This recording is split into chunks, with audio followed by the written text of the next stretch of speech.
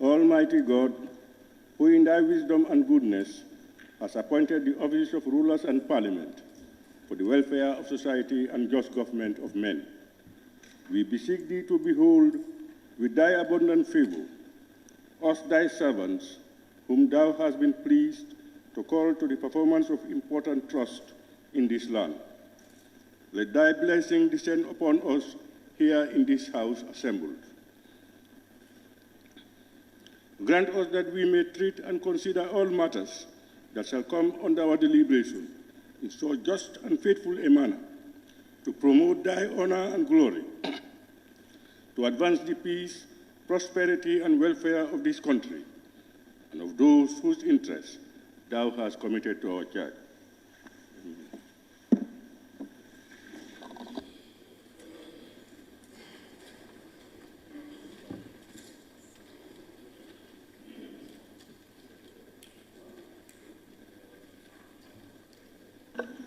Correction and approval of records of votes and proceedings of the National Assembly sitting of Thursday, 7 September 2023.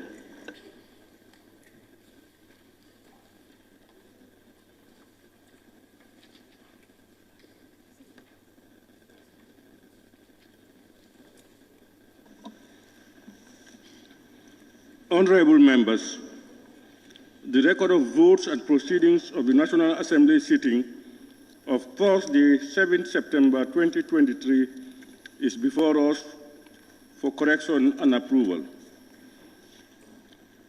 Can any honorable member please move that the said record of votes and proceedings be considered and approved? Honorable nominated member, Maimouna Sise. Thank you, Honorable Speaker. I rise to move the records of votes and proceedings of National Assembly sitting on Thursday, 7th September 2023. Thank you. Any seconder, honorable members? Honorable member for Joshua.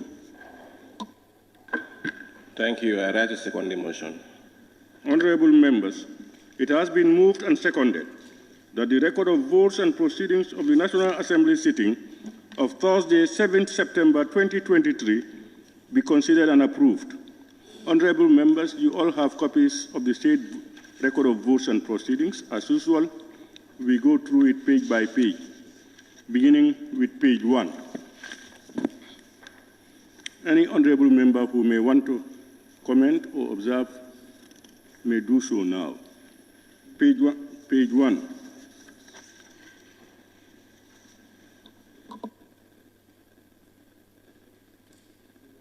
Honorable member for Woodley East. Yes, thank you, Honorable Speaker. When you come to page 1, number 3, our order paper always says laying of papers and reports. So wherever it is, because I saw it in 2 or 3 places. It's noted. Number 3, honorable members, laying of papers and reports. Any other observations on page 1? Honorable member for Bakau. Thank you very much, Honorable Speaker. On page 1, on top, where you have the assembly conveyed 55, conveyed at 55 minutes. Is it page 1? Which one? Use your microphone. Where you have conveyed, the assembly conveyed 55 minutes after 10 o'clock. In between conveyed and 55, let's put at. 80 at.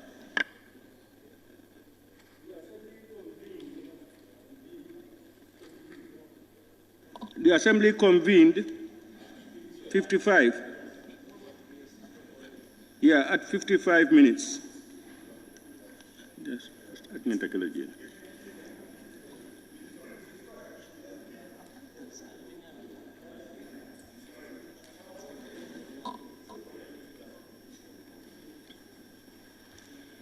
Honorable members, is your record of votes and proceedings. Are you taking the correction or we leave it as it is? If it's okay with members, we can go ahead. We leave it as it is. A member for Upper Salem? Yeah, what he said is also correct, but what is there right now is okay. I think let's leave it as is and move on. Honorable members, if there are no more observations on page 1, we now move to page 2.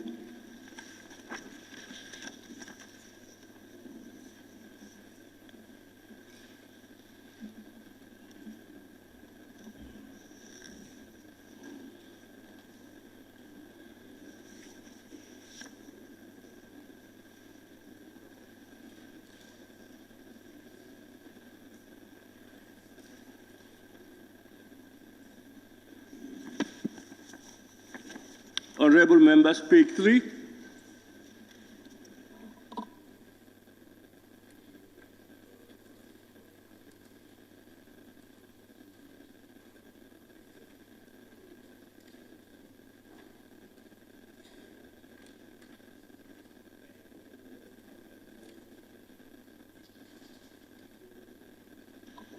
We now move to page 4. Honorable member for Upper Salem. Yes, thank you, Honorable Speaker. If you look at the second to last paragraph at the bottom of the page, where it says Honorable Alaji S. Dabo, are we together? Member for Brikama North seconded the motion to table the report and participated in the debate. The is mission. Yeah. Noted, honorable member, second to last paragraph.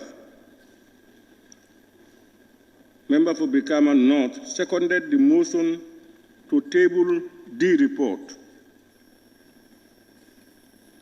Any more corrections on page 4?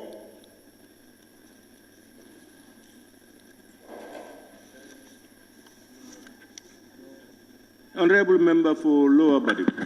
Thank you very much, Honorable Speaker. Honorable Speaker, page 4, the record of votes and proceedings as corrected were approved, instead of no where they wrote here was approved. You make reference to specific area, honorable member. The record of votes and proceedings, page 4, after paragraph 2, paragraph 1, before laying of papers and report. Yes. The records of votes and proceedings as corrected were approved. Yeah.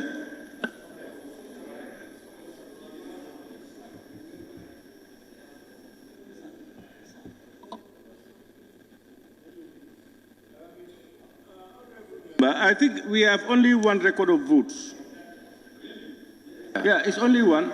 Thank you. Have many? Okay, thank you. Honorable Speaker, observation. Page 3. Who is talking? Banjul Central. Pardon? Banjul Central. Banjul Central. Page 3. You're taking us back? Yeah. The last paragraph on page 3. The following honorable members were absent without permission. My name was included and I did seek permission. You took permission from? From the table office. How many times have I told you that the table office does not grant permission? But that's the normal procedure, Honorable Speaker. Honorable members, page 5.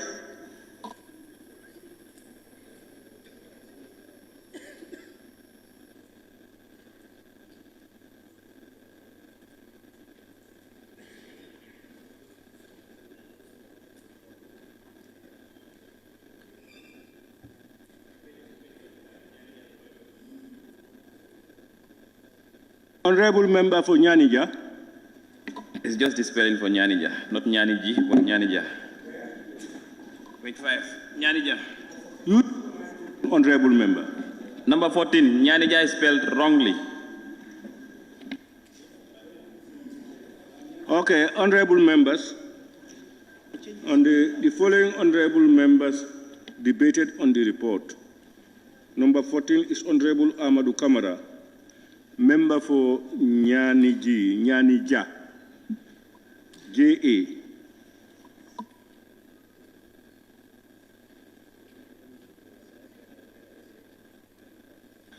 We now move to page 6 and the last page, honorable members.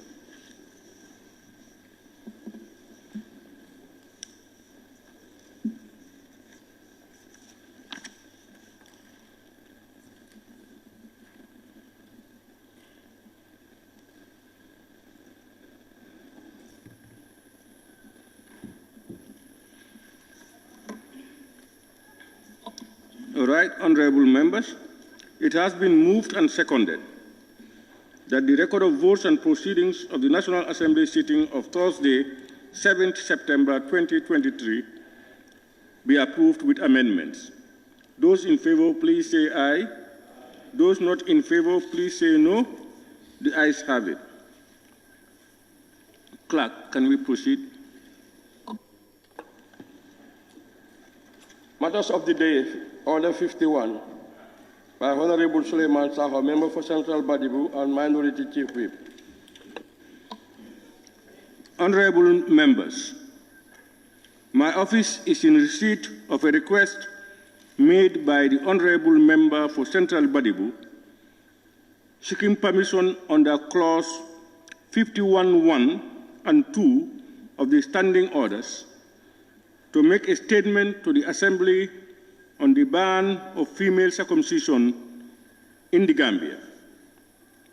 Honorable members, having considered the request of the Honorable Member under the provisions of Standing Orders Clause 51(3)(a), b, c, and d, and 51(5), and noting that the request has satisfied the Standing Orders provisions, I now grant the Honorable Member leave to make his statement to the Assembly.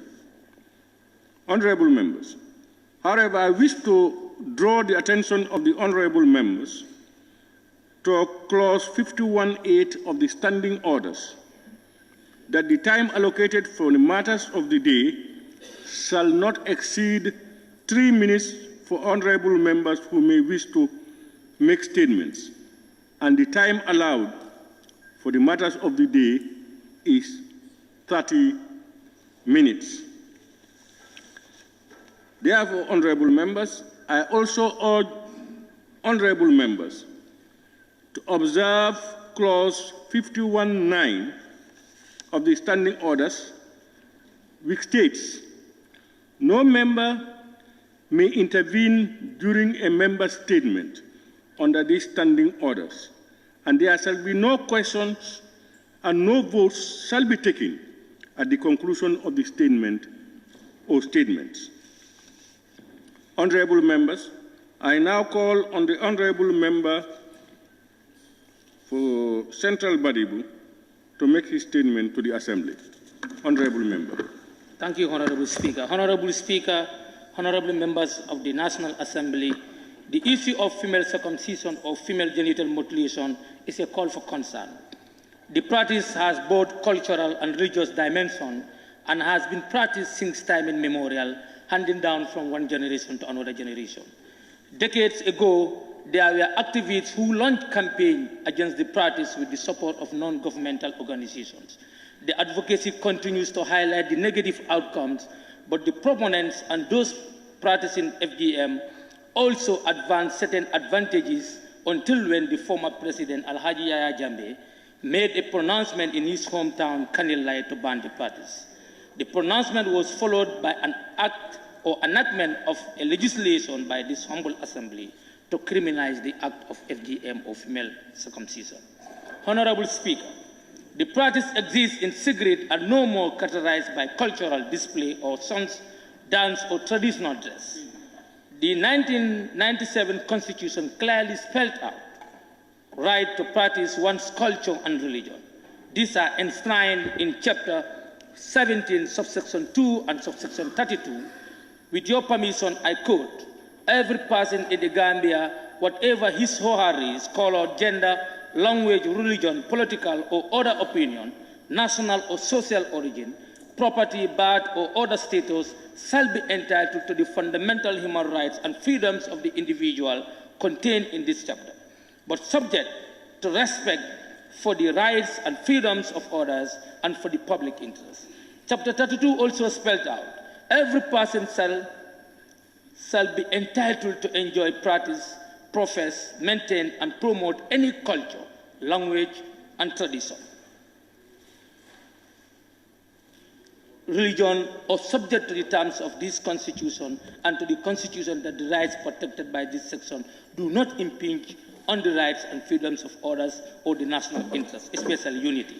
Honorable members, with the above citation, we need dialogue on this matter, rather than arresting our mothers and sisters to be arraigned before the court. This is creating discord among those who practice it as a culture and religion. To my opinion, it should be a matter of choice rather than ban the act because of fundings being received from the West. If you are with the opinion that it affects the health of women, why not support them with materials to promote hygiene and sanitation? Banning the act infringes others' rights and serves as a recipe for violence in our country. This country has a record of stability, and we all need to put hands on deck to revisit the act that criminalizes female circumcision. I thank you all for your kind attention. Thank you very much, Honorable Member for Central Badibu, for your eloquent statement. Honorable members, we have more than required number of people who want to participate. So in order, wherever we meet the 30-minute deadline, we will just break off to go to another business. Now, may I now invite the Honorable Member for Fonyi Berefet.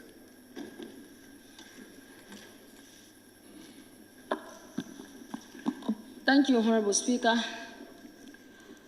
Thank you for giving me the floor. Assalamu alaikum wa rahmatullah. Assalamu alaikum wa muslimina wal muslimat. Assalamu alaikum wa zawji wa zawjat. Good morning to all of you. As a Muslim woman, let me say a Muslim woman of the Gambia, I'm ashamed to stand here in this August Assembly of the Gambia to talk about circumcision, to talk about the secret of women, to talk about the Islamophobians, the people who are standing to ban Islamic, the people who are fighting our religion. I am ashamed to come here to talk about this kind of things in this August Assembly. Honorable Speaker, I am speaking with the voice of the people of Fonyi Berefet and Gambia at large. My people said they don't like the idea of banning female genital mutilation. What they want is that let this practice be neutralized. If any tribe want to practice circumcision, you do it. If you don't want to practice it, leave it, you are free. As the way the Gambia was since before 1965. Honorable Speaker, as the way the man who led the matter of the day alluded, that President Jammeh talked something like that, and he banned this, the practice of female genital mutilation at Kanilai. Honorable Speaker, I will tell you loud and clear that the falling down of President Jammeh is even the coalition achieved that goal because of that female genital mutilation. When the man made that announcement, fooled by the woman, by the name, I respect women of the Gambia, even the cleaners in this parliament. I never and ever want to call them by their name. I always call them sister or mommy. And I hate to call Aissatou Touré by her name, but I must call her name. This woman was the very woman who pushed Jammeh's wife and the Vice President Aissatou Touré, Aissatou Njie said, to talk about the banning of female genital mutilation, and they succeeded. When Jammeh pronounced that, the same woman made a U-turn, joined coalition and campaigned against him. When the man stepped down, this woman was succeeded to become the Minister of Trade, and she became the Vice President of the Gambia for 3 years. I expect her to talk about to ban female genital mutilation during her period of being the Vice President.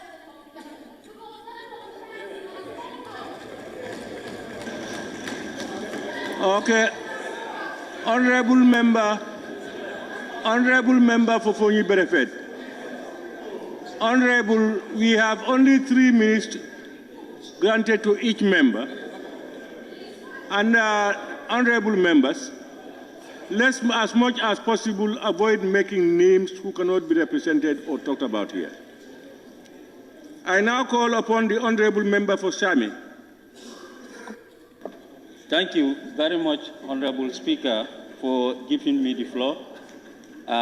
Thank you very much, the mover, that is Honorable Central Badibu. Honorable Speaker, a law is meant to help citizens. Any law that is disturbing the citizens, I think we should look at it critically, as the mover stated. It should be choice. Whoever wants to do it, you do it. This is why I always used to say, Honorable Speaker, this law was passed in this very house.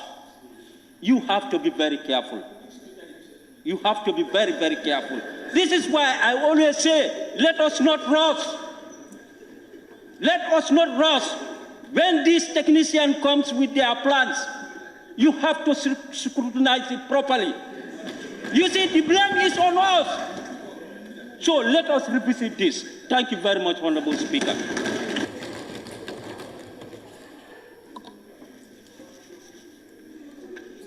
I now invite the honorable member for Kiang West. Honorable Speaker, thank you very much. Honorable Speaker, we are speaking on behalf of our people, our electorates, who elected us to come here. And from a thorough consultation, a deep consultation between us and our electorates, particularly at Kia West constituency, 99.9% of the electorates of that constituency disagree with the banning of the female circumcision. And we argue strongly that our mothers do not mutilate, and I want to stress this again, our mothers circumcise. They do not mutilate. So we want this to be clear as it is on the document. Honorable Speaker, as quoted by the honorable member in the matter of the day, that in the said section that he has talked about, freedom of religion and belief and practice of your religion. Order. Honorable members, honorable nominated member, Keba Lang, I think you standing up to a point of order. 17A. Pardon? 17A, Honorable Speaker. All members shall enter and leave the chambers with decorum. Decorum does not only apply in the way we comport ourselves, but also in our pronouncements. People who've debated on the topic here, it is really sensitive. Let us be careful what we utter. Let's sanitize our words. Thank you. Unfortunately, honorable member, that portion of the standing orders does not hold water for this particular case. Honorable member, you can continue. Thank you, Honorable Speaker, for the ruling. For me, I believe in the Prophet, and then I will always quote on his words. Honorable Speaker, if we are to help our people, there is a way we have to. Coming to the male aspect of it, before the way it was done and the way it is done now is different, because it's been modernized. Before you are taken to the bush, tied to a level where you feel pain and feel everything, it was called a knife. It was modernized because the West wanted it to happen. They come here and teach us the way they want it to be. Why can't we do the same for the female child? Let's teach them in the right way. The way it is more hygiene and more professional than banning it. Where are our human rights activists? Freedom of what? You are free to do what you want. If at all you want to say the girl child is being forced to it, allow up to the age of 18 and ask the child whether she wants to do it or not. But you want to put a ban to it, if the child wants to do it, and at the end of the year, now she can decide on her own to say, I want it, and now it has been banned, how will you practice it? Let's look at it in all aspects. You don't deny it because of you want it to be denied. You want it to come as a law. The former president, yes, made the pronouncement. I'm not here to defend him, or I'm not here to quote for him. But go back and then look at the history. Why was he doing it, or why did he do it? He was somebody who was always trying to fight things.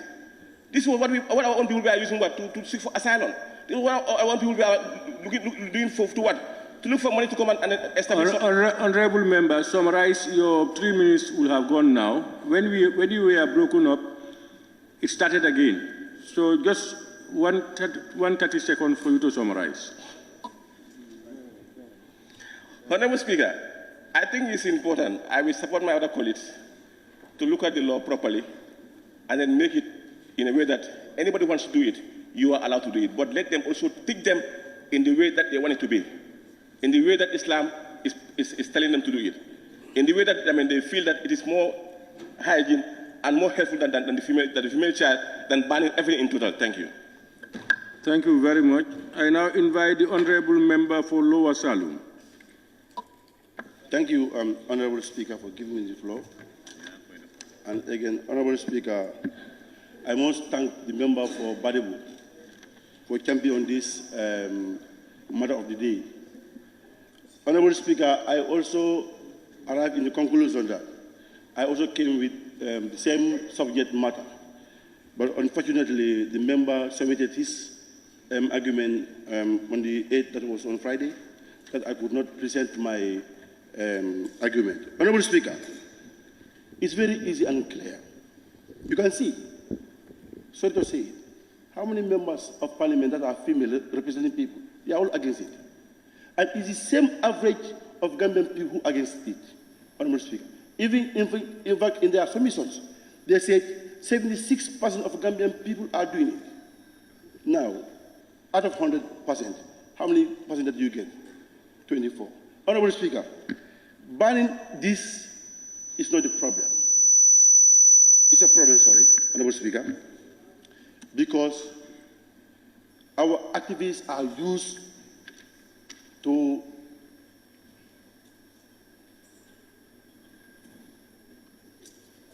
Honorable Speaker,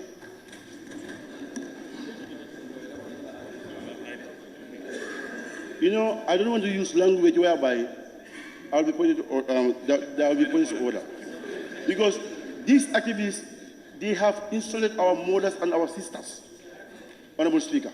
When during the facilities we are not much, we are the nursing bus, we are taking care of our females, deliveries, and other things. But we never had these issues like this.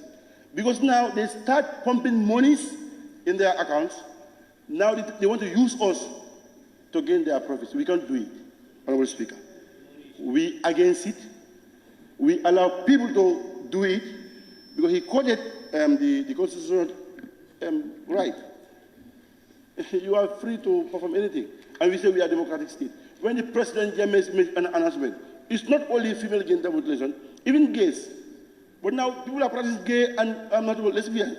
Did we talk about that? Did we ban that? Where are the hypocrisies, number one? Honorable Speakers. Honorable Speaker, here we're going to repeal this law. Go against us. When your pocket is used to go against our women, we're not going to tolerate that. All those so-called activists, Honorable Speaker. We are Muslims and we have to practice it. Me, if I have a daughter, I'll take it. And if in 2018, I take 10 of them. That are my surrounding neighbors and my sisters and my brothers' kids. And I will take them. There's no...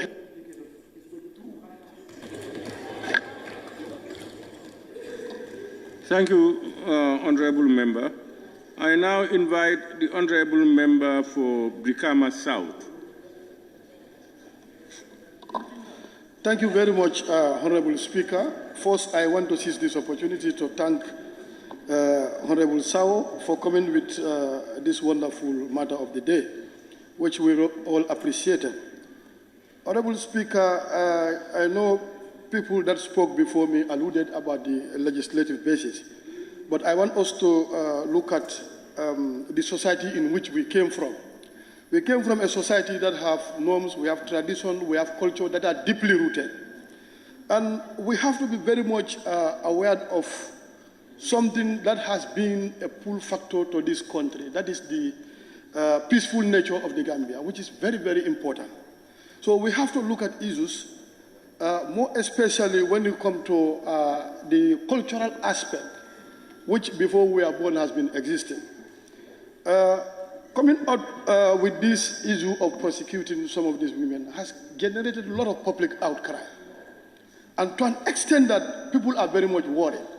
And this can bring in chaos in this country. And that's why we have to be extra careful.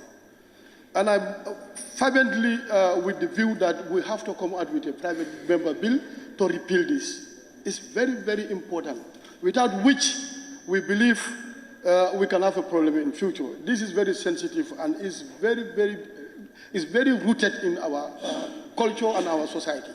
So we have to look at it. Any of us can come out with a private member bill and see how are we going to repeal this thing. There is one thing we have to understand. Even the laws that we promulgate in this National Assembly or in the Gambia derive from the people. And if right now, if you should take this as a motion to the people in a form of referendum, it's going to be unanimously rejected.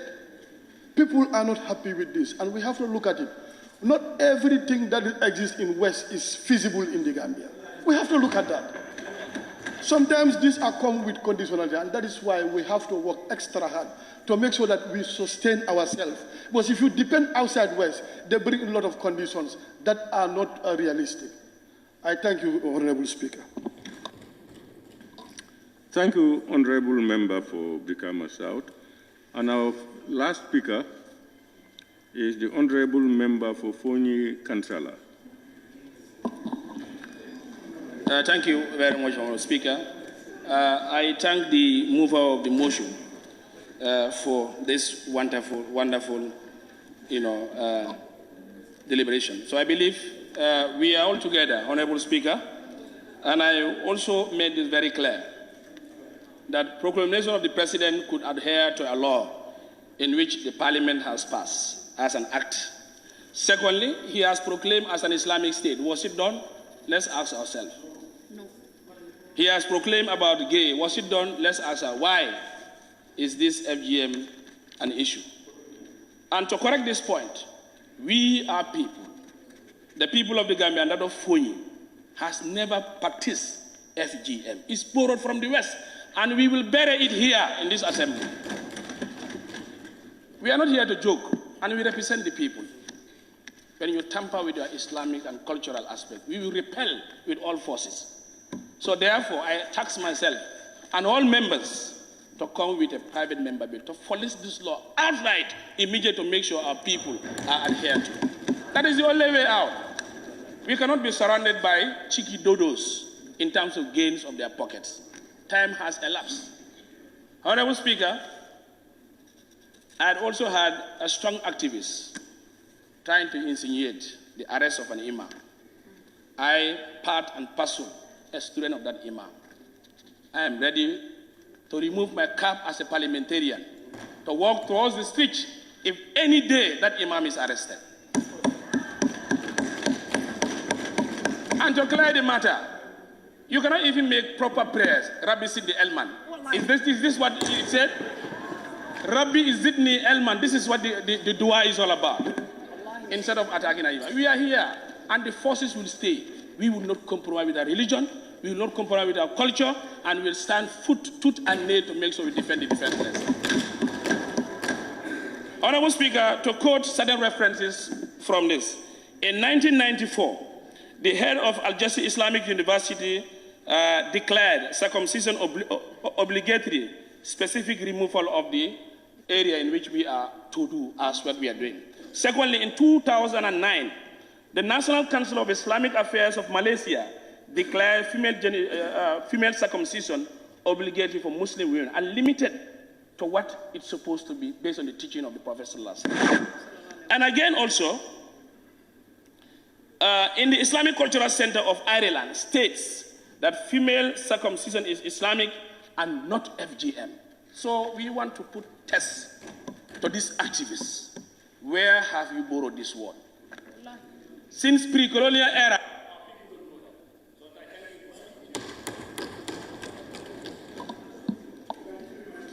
Thank you very much, honorable members.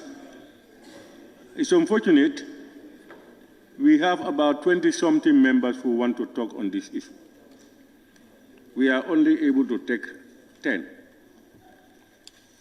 So let me thank the mover of the motion, the honorable member for Central Badibu, and of course all honorable members who have participated eloquently on this issue. For those who have not had the opportunity to speak, may include it in may express their opinions during the adjournment debate. But of all, it looks like the motion moved by Central Badibu has nobody who spoke contrary to it so far. I want to thank you all, and now invite the clerk for us to proceed. Laying of papers and reports. Report of the Finance and Public Accounts Committee on the 2019 Audited Account of Government, Auditor General Report, COVID-19, Response Phase 2, Annual Activity Report, and Audited Financial Statement of Public Agencies, Institutions, Areas, and Municipal Councils, by the Honorable Chairperson of the Committee. Thank you very much, Clerk. May I now invite the Chairperson of the Committee on Finance and Public Accounts Committee to table their report. Whom do you want to observe?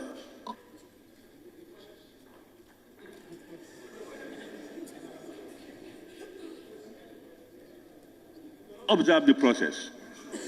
You are either going to observe the clerk so far or myself, but not the process. If the process is not in order, you will go by the standing orders and put a point of order.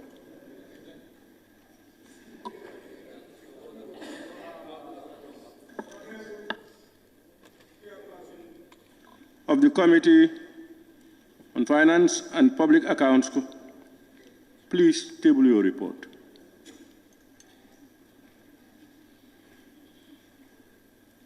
Thank you very much, Honorable Speaker. At any point, you may make an observation, but then you observe people and what they say at any time.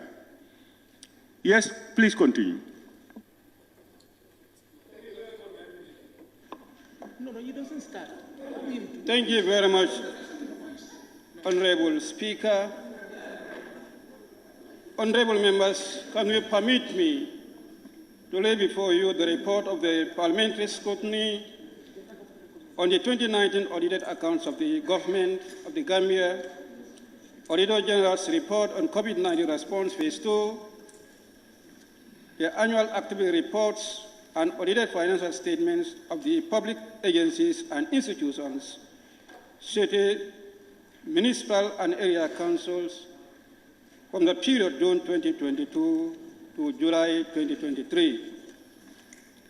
We have the table of contents and the acronyms in the report.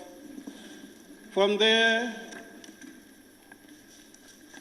the Honorable Chairperson's statement, the National Assembly Standing Committee on Finance and Public Accounts, FPAC, hereby publish the outcome of the public hearings on parliamentary scrutiny and oversight engagements of FPAC between June 2022 and July 2023 that were convened at the National Assembly of the Gambia, the Permanent Secretary, Minister of Finance and Economic Affairs, officials of Accountant General's Department, and National Audit Office, Board and Management of Public Institutions and Agencies, as well as mayors, chairpersons, and management of city, municipal, and area councils were summoned to appear before the FPAC for consideration and adoption of their audited accounts and financial statements.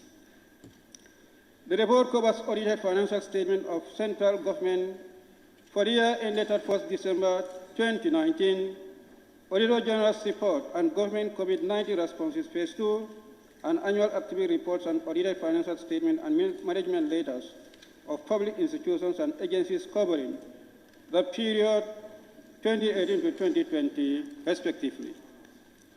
The sole objective of this statutory exercise is to enhance transparency and accountability with a view to ensuring that the government of the Gambia and all public institutions and agencies are accountable to the Gambian people through their elected representatives.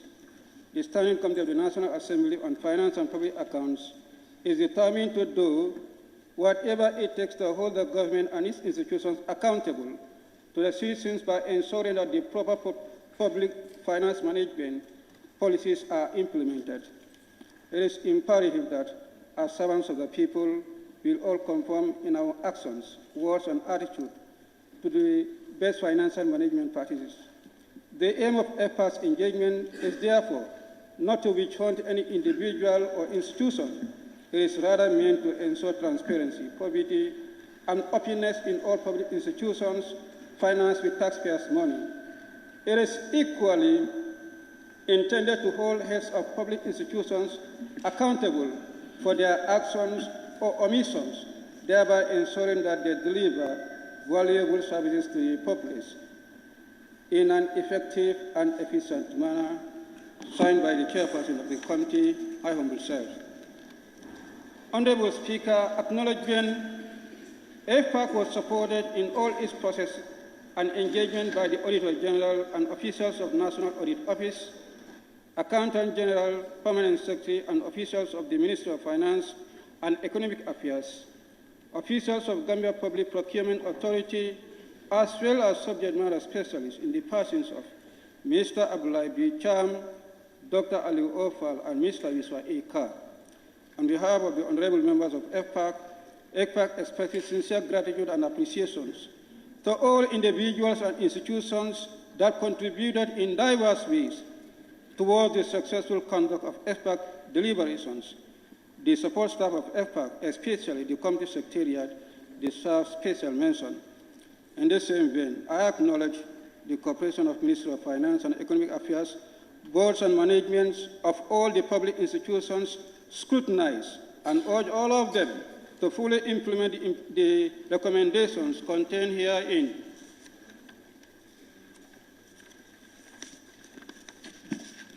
Honorable Speaker, the background pursuant to Section 109 of the 1997 Constitution of the Republic of the Gambia, the Finance and Public Accounts Committee is mandated to scrutinize the accounts of the government of the Gambia as audited by the Auditor General of the Republic of the Gambia. EFPA relies on Section 109(2)A and B of the Constitution to execute its function with effectiveness and diligence. Similarly, the committee is mandated by Section 109(3)A, B, and C, as well as Section 110 of the 1997 Constitution, to reprimand or admonish any officer, agency, department, or ministry who or which has been found wanting in execution of their mandate. Honorable Speaker, the Bureau of Committee of Sixth Legislature resolved that the scrutiny of all public accounts shall be the sole prerogative of EFPAC, except for 13 other commercial SOEs, whose accounts shall be scrutinized by PEG. This report of EFPAC covers the audited accounts and financial statement of the government of the Republic of the Gambia for the year ended 1st December 2019, Auditor General's report on the government COVID-19 response, Phase 2, the annual activity reports and audited financial statements of public agencies, departments, autonomous public institutions, area and municipal councils, and tertiary education institutions, and the methodology that was applied. Methodology employed during this session includes a combination of the following evidence through analysis of activity report and financial statements. The committee reviewed and considered the reports of all institutions within its remit and received expert analysis from the subject matter specialists, Auditor General and Director General of Gambia Public Procurement Authority or their representatives. And public hearings, the committee summoned witnesses from all relevant institutions to a public hearing where they make presentation and respond to questions and concerns regarding the annual activity reports and audited financial statements. All FR sessions were open to the public and the media. The Chapter 1 of the report, the audit of the government COVID-19 response, Phase 2. The introduction. COVID was an unprecedented global public health pandemic with severe health and economic consequences. As the situation unfolds and countries respond to the role of supreme audit institutions became increasingly important in assisting government response process by maintaining public financial management, discipline, and safeguarding the transparency and accountability. Throughout the crisis, the major emphasis of government is on protecting livelihoods and public health. Therefore, auditors are constrained both by the fiscal contact limitations and the need to avoid inhibiting government from response to the pandemic. As a result, key oversight controls may suffer, particularly as public financial management systems are streamlined to be more flexible. The Finance and Public Accounts Committee received a formal presentation of the Phase 2 audit report on the government COVID-19 response with regards to the procurement and distribution of items purchased and relief packages to those working in the tourism industry and the media. Key winners from the Ministries of Finance, Trade, Health, Tourism, Information and Communication Technology, and National Disaster Management Agency, the Gambia Public Procurement Authority, were also invited to provide updates on the compliance of the procurement procedures as required. This report highlights key findings on the audit report and recommendations for the consideration of the plenary.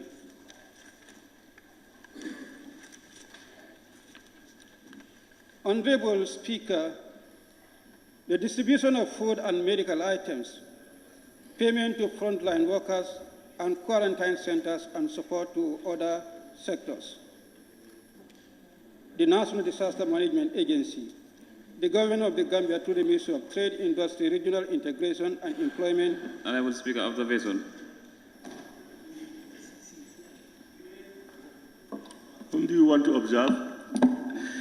Yes, the mover.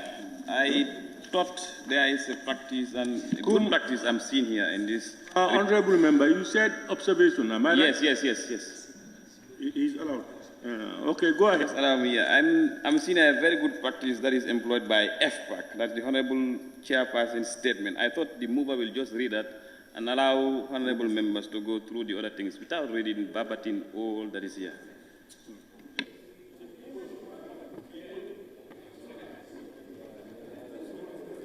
Honorable Member, you are suggesting that he summarizes rather than reading it verbatim. Honorable Member, can you continue? I think that the Honorable Member is in a haste that after reading the introductory part, when I come to the substance, institution by institutions, that is what I intend to be doing. Okay? The first one that has to do with the National Disaster Management Agency, the agency was invited, and then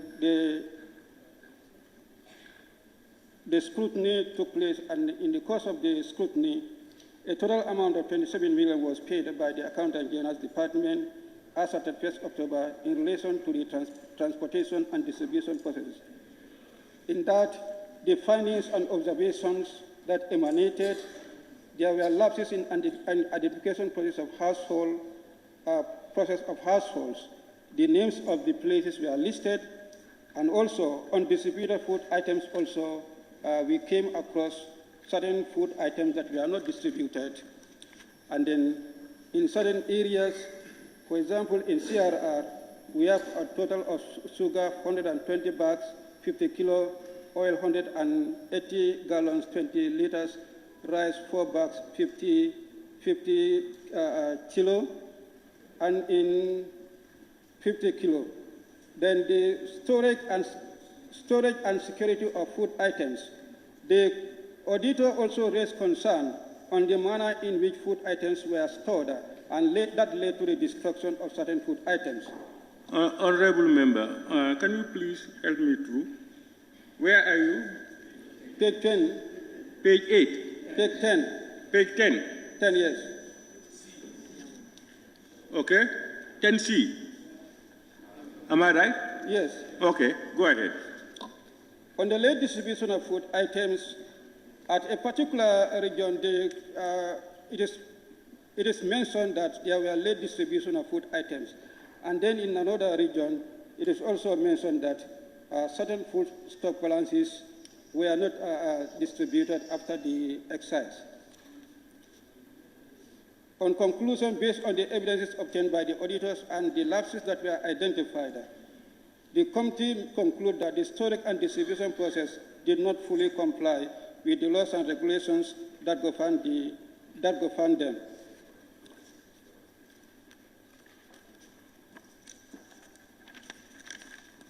And the recommendation that follows suit. The committee recommends that a proper needs assessment, including relevant criteria, will have ensured that the households are carefully selected and only those considered vulnerable are identified to benefit from the support. There should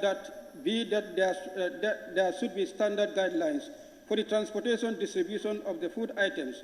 The committee further recommends that the Executive Director of the National Disaster Management Agency must account for all the remaining stock balances within 10 days. Records of all items of inventory, including food items kept, should always be made available and presented for audit.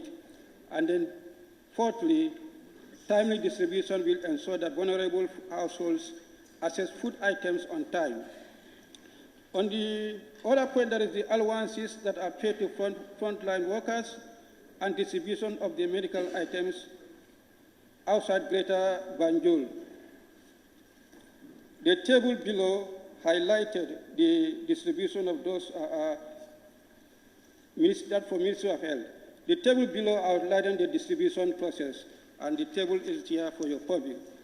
On the findings and observation, funding and payment, Government of the Gambia, through relevant stakeholders, Ministry of Finance and Ministry of Health, prepare supplementary bill environments to finance the health sector in response to the COVID-19 emergency at a tune of $750 million.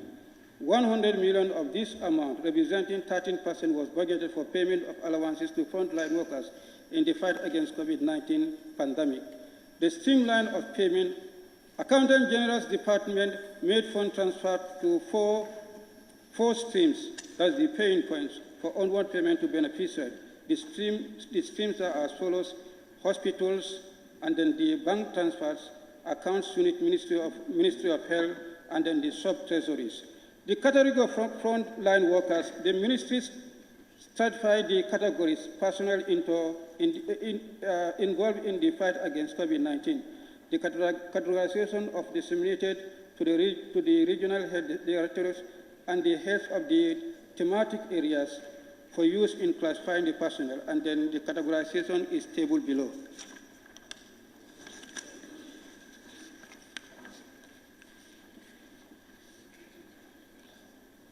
Distribution of medical items. The key finding revealed failure to prepare comprehensive master list and also unpresented payment voucher that amounted to a tune of 1.65 million, and then failure to pay allowances to some personnel in the master list, inaccurate amounts of allowances paid to the frontline workers, and then inventory system and stock cards. The committee concludes that based on the evidence obtained by the auditors, adequate and appropriate evidence was not presented by the Ministry of Health to substantiate the payment of allowance to some frontline workers. These were lapses in the internal control discrepancies noted might not be addressed and funds might be diverted. The lapses in the payment of allowances meant money have been misused. In addition, poor controls around the storage and distribution of medical items increase the risk that items have not been available to treat patients. And recommendations: no payment of allowances should be initiated without comprehensive list of eligible personnel. All payments should be supported with payment voucher, and this should be retained for future audit responses. Payments should not be processed without such a trial in place. The missing payment voucher in respect of the payment of 1.6 million must be produced within 72 hours, failure of which the board controller will reverse the sum. Any personnel identified and included in the attachment list and considered as eligible personnel is entitled to receive the allowance. Payment officers should ensure that monies allocated for specific purposes are only used for the intended purpose. The overpayment of 1.6 million must be recovered from the board controller immediately. Stock cards should be maintained at all health facilities and regular reconciliation conducted between tally cards and fiscal items held. Any differences should be investigated. The procurement and payment to quarantine centers, this total to a tune of 750 million, and out of it 199,719 was spent on procurement and use of quarantine centers and facilities. The table highlighted. Honorable Member, 199,000. Can you read that? It should be 199 million rather. 979,708. Thank you for the question. And the key findings and observations: no evidence of need assessment was discovered by the audits, and that failure to comply with the procurement process and procedures was also highlighted by the Gambia Procurement Authority. And contracts awarded before the GPPA approval was granted was also an issue raised by the auditors. Failure to submit quotations, and that was also an issue, a tune of 193,207,843 was also highlighted by the procurement authorities. Conclusion: based on the evidence submitted by the auditor, there are contract weaknesses, and the auditors did not receive sufficient information and documentation for the Ministry of Health to substantiate the procurement and payment to quarantine centers or facilities. The committee could conclude that the Ministry of Health failed to comply with the public procurement laws and regulations, and therefore recommend procurement should not be carried out without proper needs assessment, as it is an important activity that ensures that the required quarantine centers or facilities are procured and used which help avoid wastage of resources. All proposed contracts for procurement shall be submitted to GPPA for its approval, along with the complete contract file. All proposed contracts for procurement, that's a petition.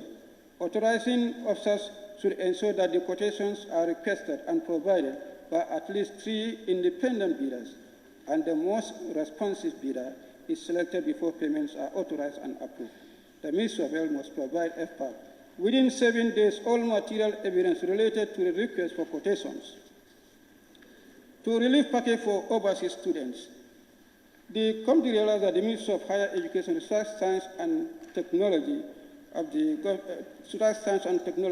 that the Governor of the Gambia, through the Ministry of Finance and Finance and Economic Affairs, allocated 29.1 million as relief package to the Gambian students overseas who are not under Gambia government scholarship.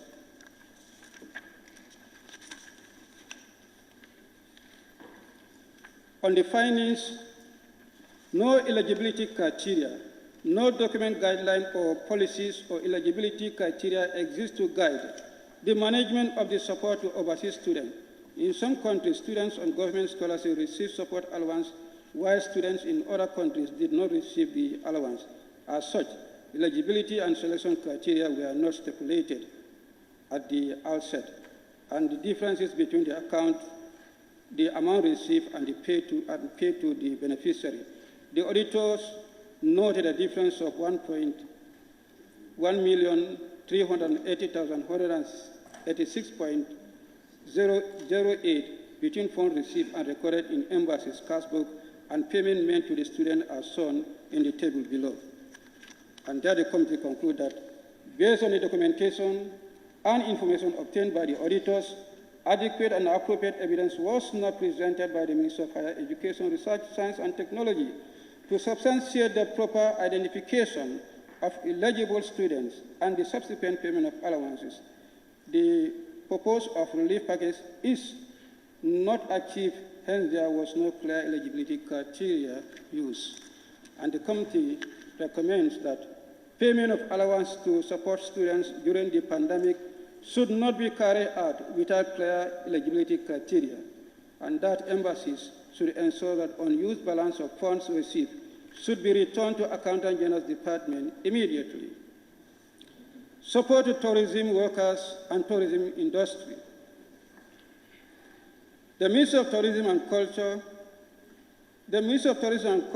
and Gambia Tourism Board. The Ministry of Tourism and Culture, in bracket the Gambia Tourism Board. From the approved supplementary appropriation, an amount of 100 million was allocated to the Ministry of Tourism and Culture, from which an amount of 89.9 million was allocated to the tourism sector through Gambia Tourism Board for onward distribution to the tourism industry. And the findings: difference between amount received and amount distributed, a difference of $7,821,105 was noted between the funds disbursed to GT Board for onwards payment to beneficiaries and the actual payment made to the beneficiary. No explanation was provided to the auditors to account for the difference. On budgeted payment, the total payment of $1,840,000 was made to various associations in the tourism industry, and some individuals were not included in the budget. Difference between cash withdrawal and total payments. There was a difference of $502,000 between an amount received to support individuals in the informal sector and actual amount disbursed to beneficiaries by the auditors, and no explanation was provided to account for the difference. Conclusion: based on the documentation and information obtained by the auditors, adequate and appropriate evidence was not presented by GT Board to substantiate the payment made by the tourism industry. And there the committee concluded that payment made to tourism industry did not fully comply with the laws and regulations that govern them. Some vulnerable business did not receive support to which they were entitled to.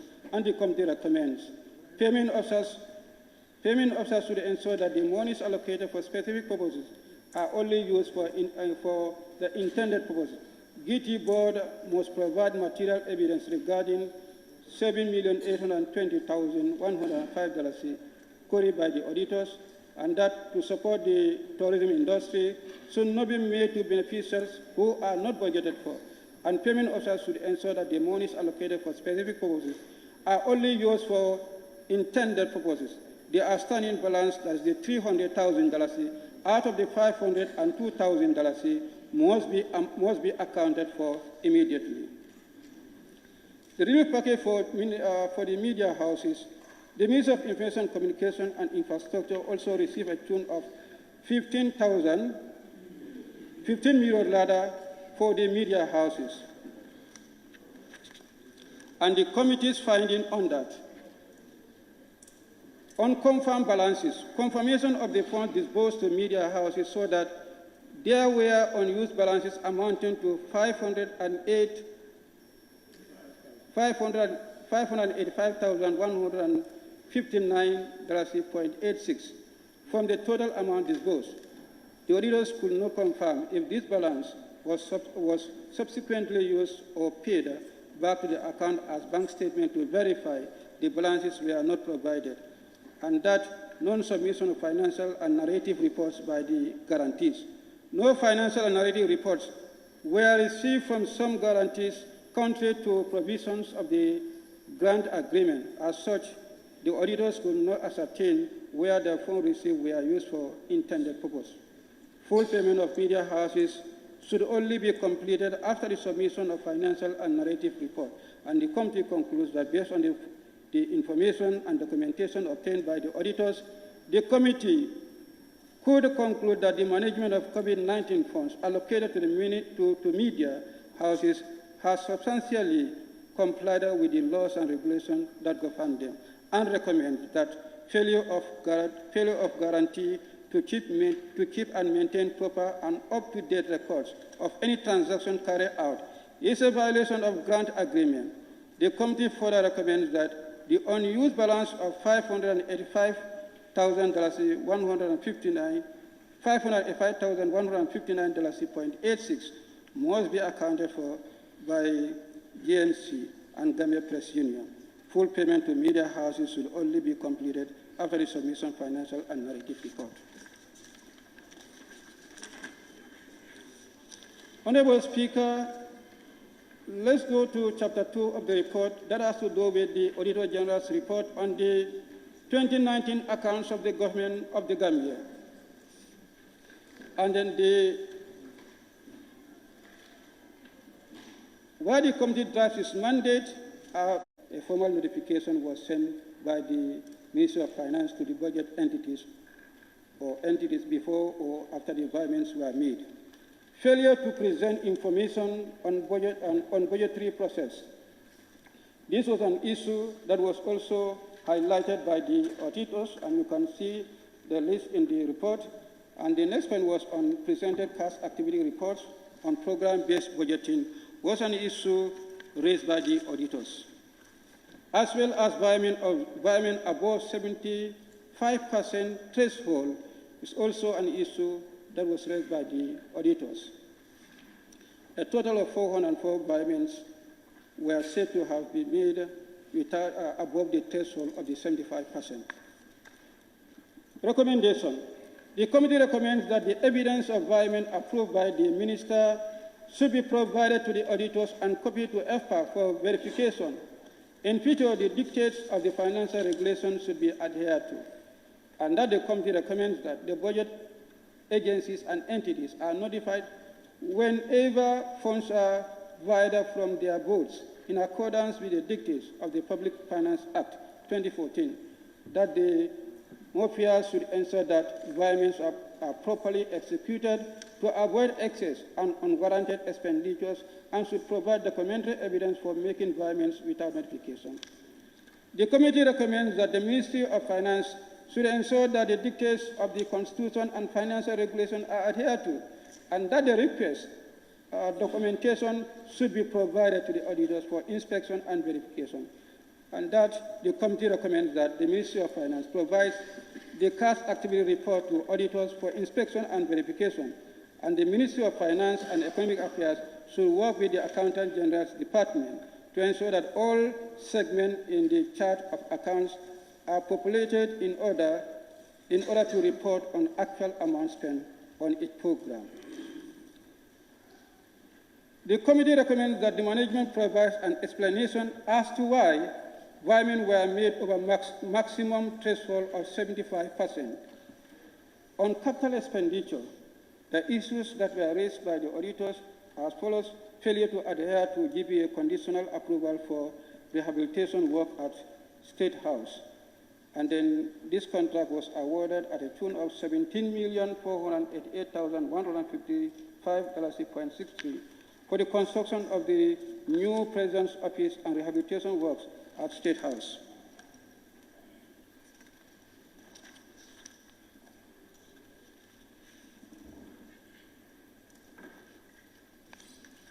On that, there is noted that to clearly define or clarify the supervisory role of the work as this is not indicated in the submission, and that to remove the $950,000 contingency allocation from the contract, and thirdly, the subtotal of $55,750 on page 2 or 311 to be added to the grant total to make of the $17 million. It was further noted that despite the failure of the contract to make the amendments directed by GPA work GPA work went ahead. and the committee therefore recommend that the Office of the President should ensure that evidence is provided to confirm that the required amendments were made before the commencement of the work. If the amendments were not made before the work began, the Office of the President should explain their failure to comply. On inappropriate procurement process by Office of the President was also an issue raised surrounding the 17.4 million. Approval was sought for the use of single source well after the rehabilitation work was completed, which is a gross violation of the GPA regulation.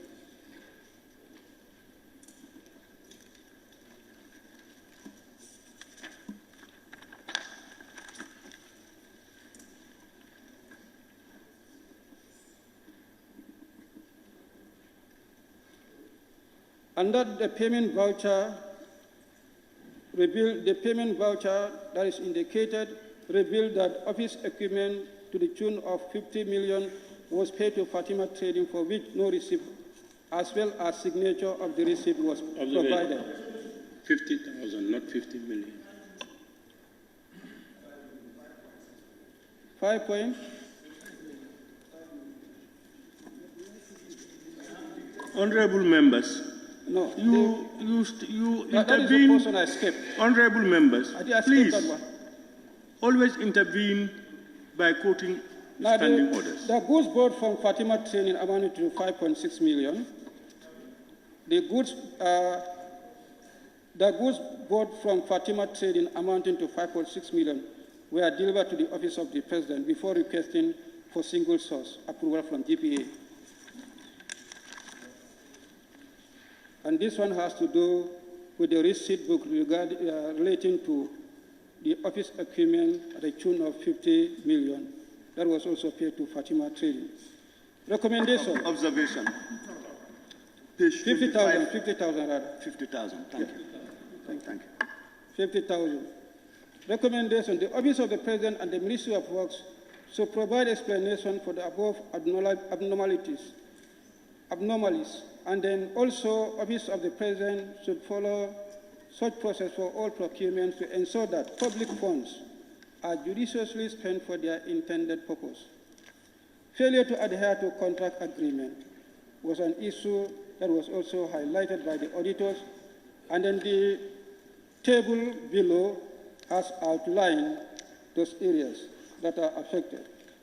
However, the auditors noted that the payment voucher, as mentioned earlier on, so that the payment voucher indicated herein, so that the Gaio Enterprise was paid the full amount of 17.4 million, as opposed to payment in stages. In addition, copies of the completion certificate for each stage were not provided to the audit team. And on that, the committee recommends that the Secretary General of the Office of the President should provide explanations for the above anomalies, and then should follow the procurement regulation to ensure that public funds are judiciously spent. Failure to gazette the award of Banjul Drainage Roads and Sewage Project was an issue that was also highlighted by the auditors, that the project that was awarded to Guy in May 2019 amounting to 35.7 million should be gazetted before the conclusion of the ingredient procurement and construction contract. And the committee on that recommends the Ministry of Trade, the Ministry of Transport, Works and Infrastructure should provide the above documentation for audit verification, and furthermore, the Ministry should follow proper documentation procedures for transparency and accountability. The flaws in Banjul Drainage Road and Sewage Project was an issue that was also highlighted by the auditors, that the major omissions such as detailed study and design work, schedule, and the bill of quantity in the Lot 1 prepared by the Ministry of Trade and Infrastructure were identified, and there was no evidence of due diligence conducted to confirm that the contractor has available financial resources, including performance security to execute the project. On that, the committee recommends that the Office of the President and the Ministry of Transport, Works and Infrastructure should provide an explanation for accepting this form of contract. Similarly, evidence that Guy Enterprise is the most suitable and qualified contractor to carry out this project, including any due diligence performed before the contract was awarded to the said contract, should be provided to the auditors. On delay in submission of technical and design specification was an issue also that was raised, and then the committee recommended that the dictates of the contract should always be followed to ensure that the project implementation is in line with the requirements of the government of the Gambia.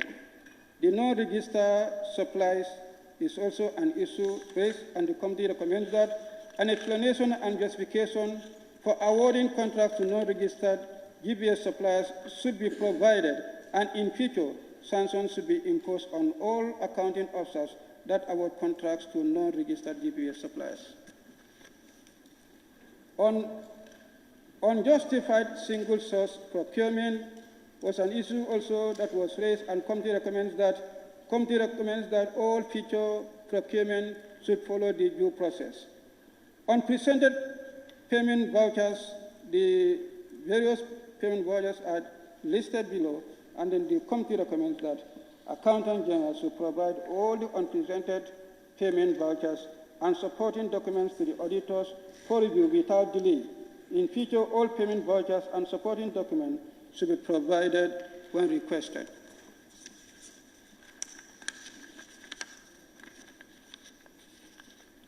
On revenue, that has to do with GRA revenue. Management and control of the GRA receipt books is an issue that is also highlighted, and the table provides the affected areas and recommendation. The committee recommended that the Commissioner General of GRA must immediately adhere to the provisions of Public Finance Act 2014 and the financial regulation to ensure sound internal controls, and that the Accountant General should engage the Commissioner General of GRA so that this anomaly is regularized as a matter of urgency. On issuing of receipt without recipient signature is an issue also noted by the auditors, and the committee recommends that GRA should ensure that the revenue collectors who are supplied GTR books sign against their names as evidence that they have received them. On failure to record GTR books received from GPPC was also highlighted, and then the committee recommends that the Commissioner General of GRA should ensure that the receipt books printed and supplied by GPPC is maintained for its reconciliation and control, and that all receipt books should be controlled and supplied by the Accountant General Department in compliance with the Public Finance Act 2014. On non-GRA revenue, the GRA scanning proceeds. On no bank of daily collection, that was issue highlighted by the auditors, and on that the committee recommends that GRA should make daily backups without delay. And on overstatement of scanning fees and revenue, the table provided, and the committee recommends that management should ensure that the scanning revenue balance recognized in the financial statement is adjusted accordingly. On failure to perform reconciliation was also an issue, and the committee recommends that management should ensure that timely bank reconciliations are performed, reviewed, and that the errors and omissions detected are investigated and adjusted accordingly. On absence of skill and knowledge or knowledge transfer between the NIC DC Scan Gambia Limited is an issue noted by the auditors, and the committee recommends that GRA should arrange to have its staff trained to operate the system before the expiry of the contract. On non-tax revenue, as for the ministries and departments, for Geology Department, failure to maintain receipt books, receipt book registered is an audit query, and the committee recommends that the Department of Geology should ensure that the copies of the request made to the Accountant General are properly filed, and that the department should also maintain a register to record their in GTR books received from the Accountant General's Department and issues made to collectors, and that the dictates of the financial regulations should always be adhered to.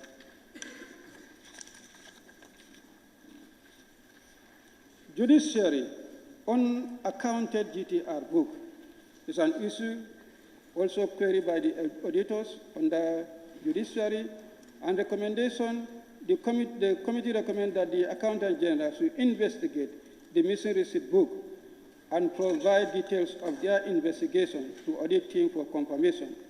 The committee recommends that the stringent controls are instituted over the management and custody of the receipt books, and that the dictates of the financial regulations are always adhered to. On failure to provide information on Journey Commission proceeds, it is also an audit query, a tune of 22.3 million. The committee recommends that the Accountant General should liaise with the Ministry of Justice to ensure that the relevant documents requested are provided immediately, and that the dictates of the Constitution and financial regulation should always be adhered to. Cash and cash equivalent, on that, differences between Note 15, that is the cash and cash equivalent, and the ledger, and the general ledger rather, the table provided the details, was also an edit query, and differences in translating foreign health account, the table also highlighted the issue, and the overdue on reconciled items was also an issue queried by the auditors, and inaccurate balances used to perform bank reconciliation, the table highlighted, and then the stale checks as well as unaccounted cancelled checks were issues that were queried by the auditors. And the committee recommends that the committee demands that the Accountant General investigate and correct this difference and furnish evidence to the auditors for review by December 2023. And that the committee demands that the Accountant General ensures that the difference is adjusted accordingly, and evidence of adjustment should be provided to the auditors for review by December 2023. The committee demands that the above omissions are adjusted and details provided to the auditors for verification, and furthermore, unreconciled items should be investigated and cleared from the various accounts. That the Accountant General should ensure that all bank reconciliations performed are reviewed and signed off. The reviewing officer should also ensure that the errors and omissions detected are investigated and adjusted accordingly, and that the Accountant General corrects all inaccuracies identified above and provide evidence to auditors for review. The Accountant General should establish a proper control system to monitor the reconciliations done on all accounts by December 2023. That all TMA stale payments should be transferred to the deposit account, and that all VTL payments in respect of the checks are cancelled. Unpresented checks should be transferred to the Consolidated Revenue Fund.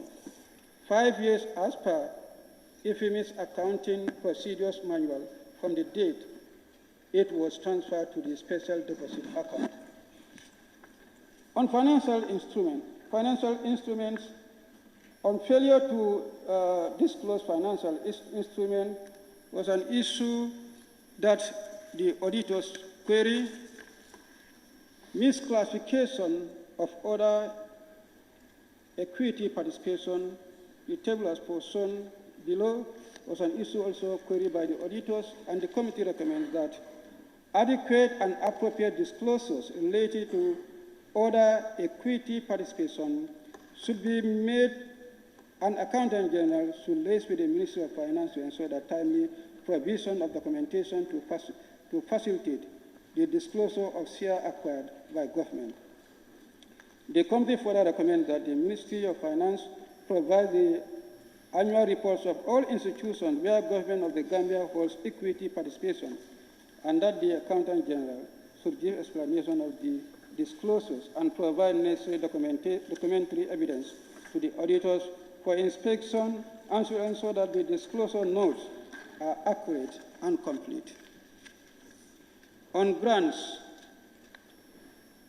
the auditors noted failure to provide records of grant disbursement, which amount to $92,323,463.51. The table shown below, and the committee has made the following recommendation. The conciliation should be performed in respect of grant disbursed to individual projects on regular basis, and the dictates of the Public Finance Act should always be adhered to. And that notice with grave concern and recommend that the Ministry of Finance and Economic Affairs provide records of above grant disbursement. On outstanding commitments, differences in balance of outstanding commitment was also queried by the auditors, which amount to $26,000. And the table is detailed below. Unclear balances in the statement of outstanding commitments was also queried by the auditors, a tune of $351,693,000, $351,693,000. Table below.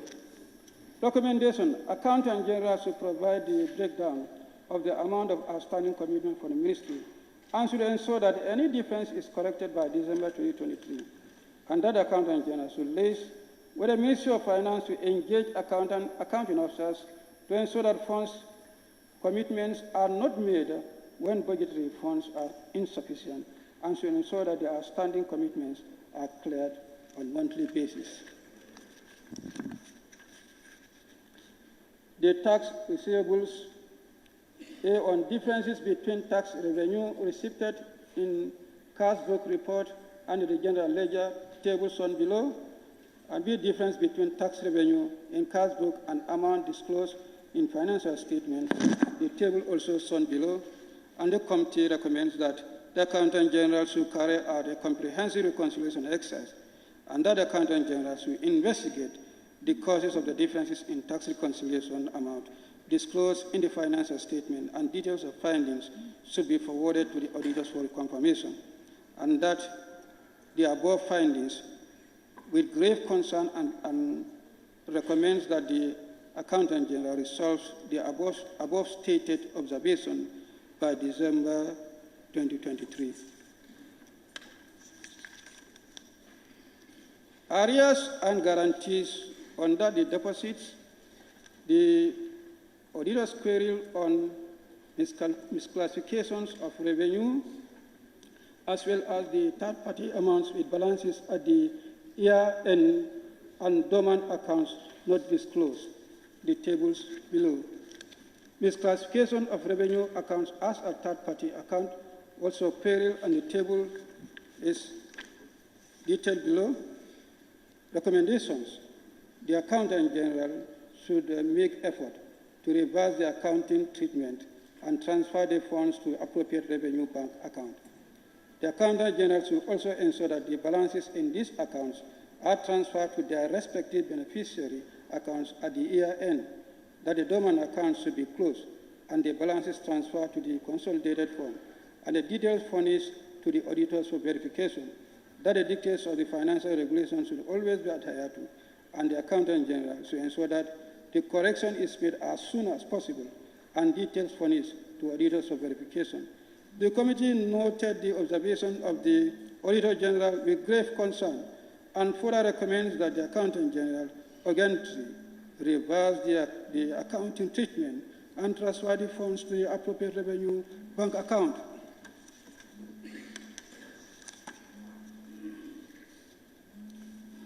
On timber process, the auditor's query failure to provide the number of containers exported by against, that is in December 2019, and also unaccounted government revenue was also queried by the auditors at tune of 8.6 million US dollar.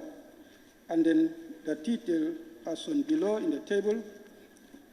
Unauthorized use of revenue from sale of timber was also an issue queried by the auditors. The detail provided on the table below, an unsupported payment of timber proceeds to the government of Senegal. The process also is queried by the auditors. Failure to adhere to contract agreement was also queried by the auditors, and the table is indicated below. There, the committee make the following recommendations. The Ministry of Environment should make follow-up with agents to provide information on number of containers exported from the inception of this agreement to date, as well as corresponding revenue collected for the same period. And B, action should be taken by the management to investigate the accountability of the revenue generated through the exploitation of timber, and details should be furnished to the auditors for verification. And that the Ministry of Environment should provide evidence of approval of National Assembly to the FPAC, or appropriate sanctions will be applied to the officials involved. We request that any document regarding agreement between the two governments be presented to FPAC for verification. We demand an explanation with supporting evidence for the procurement of the outstanding 2 vehicles and their place of allocation. We also request explanation from the management for the procurement of 15 motor vehicle brands that are different from specifications stated in the contract.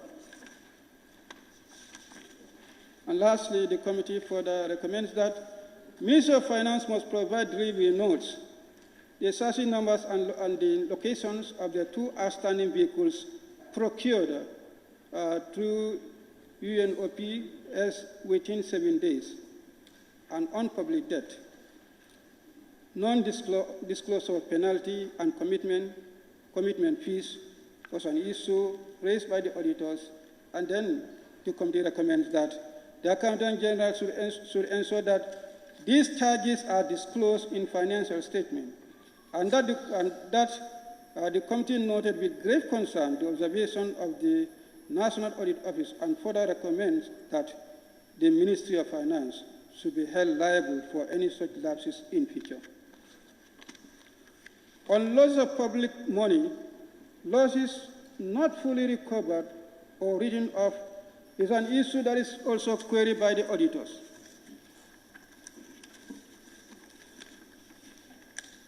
And the table has detailed it below. Recommendation: the Accountant General should make every effort to ensure that amounts are recovered and should provide status update on these suspected fraud cases. The committee noted with great concern the findings of the Auditor General and further demanded that the Accountant General provides an urgent update on these suspected fraud cases, given the names of the persons involved, their offices, and the periods concerned by October 2023. On lending, failure to recover on lending loans to state-owned enterprises is an issue also queried by the auditors, and the details are tabled below.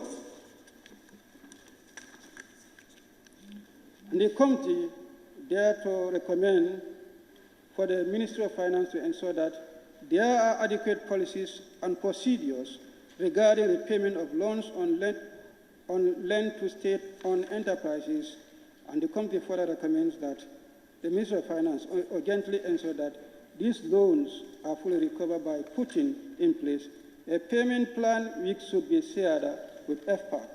If you miss, no steering committee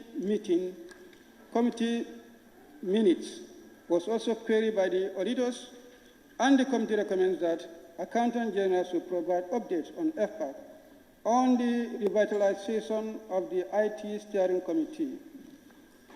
Change management system is an issue that is also queried, and the committee recommends that the Accountant General should ensure that a change management system is put in place, and that the committee further recommends that the Accountant General should ensure that every change in the system is properly documented.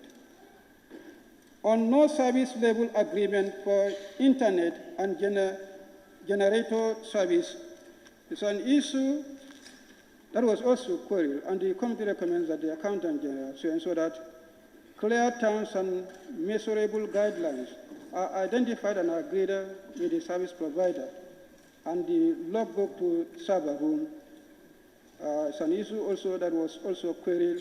Some members of the technical team was also queried, and the committee thereafter recommends that the Accountant General should ensure that the staff enter into the server room are always recorded for each access.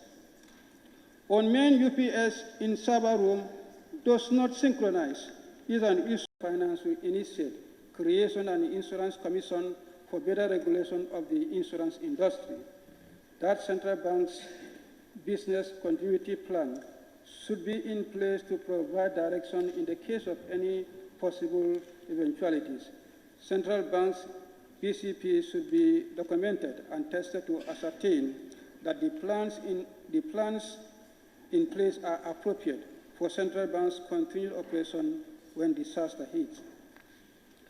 The BCP test should be conducted to be at least twice every year and locked in variable manner that the ICT unit of the central bank should determine its own interface policies and cater for future adjustments such as the cybersecurity guidelines, and central banks will determine its own security policies in very clear terms for both internal and external connectivity, and periodically update them when necessary. And that central banks should also do periodic network generation testing.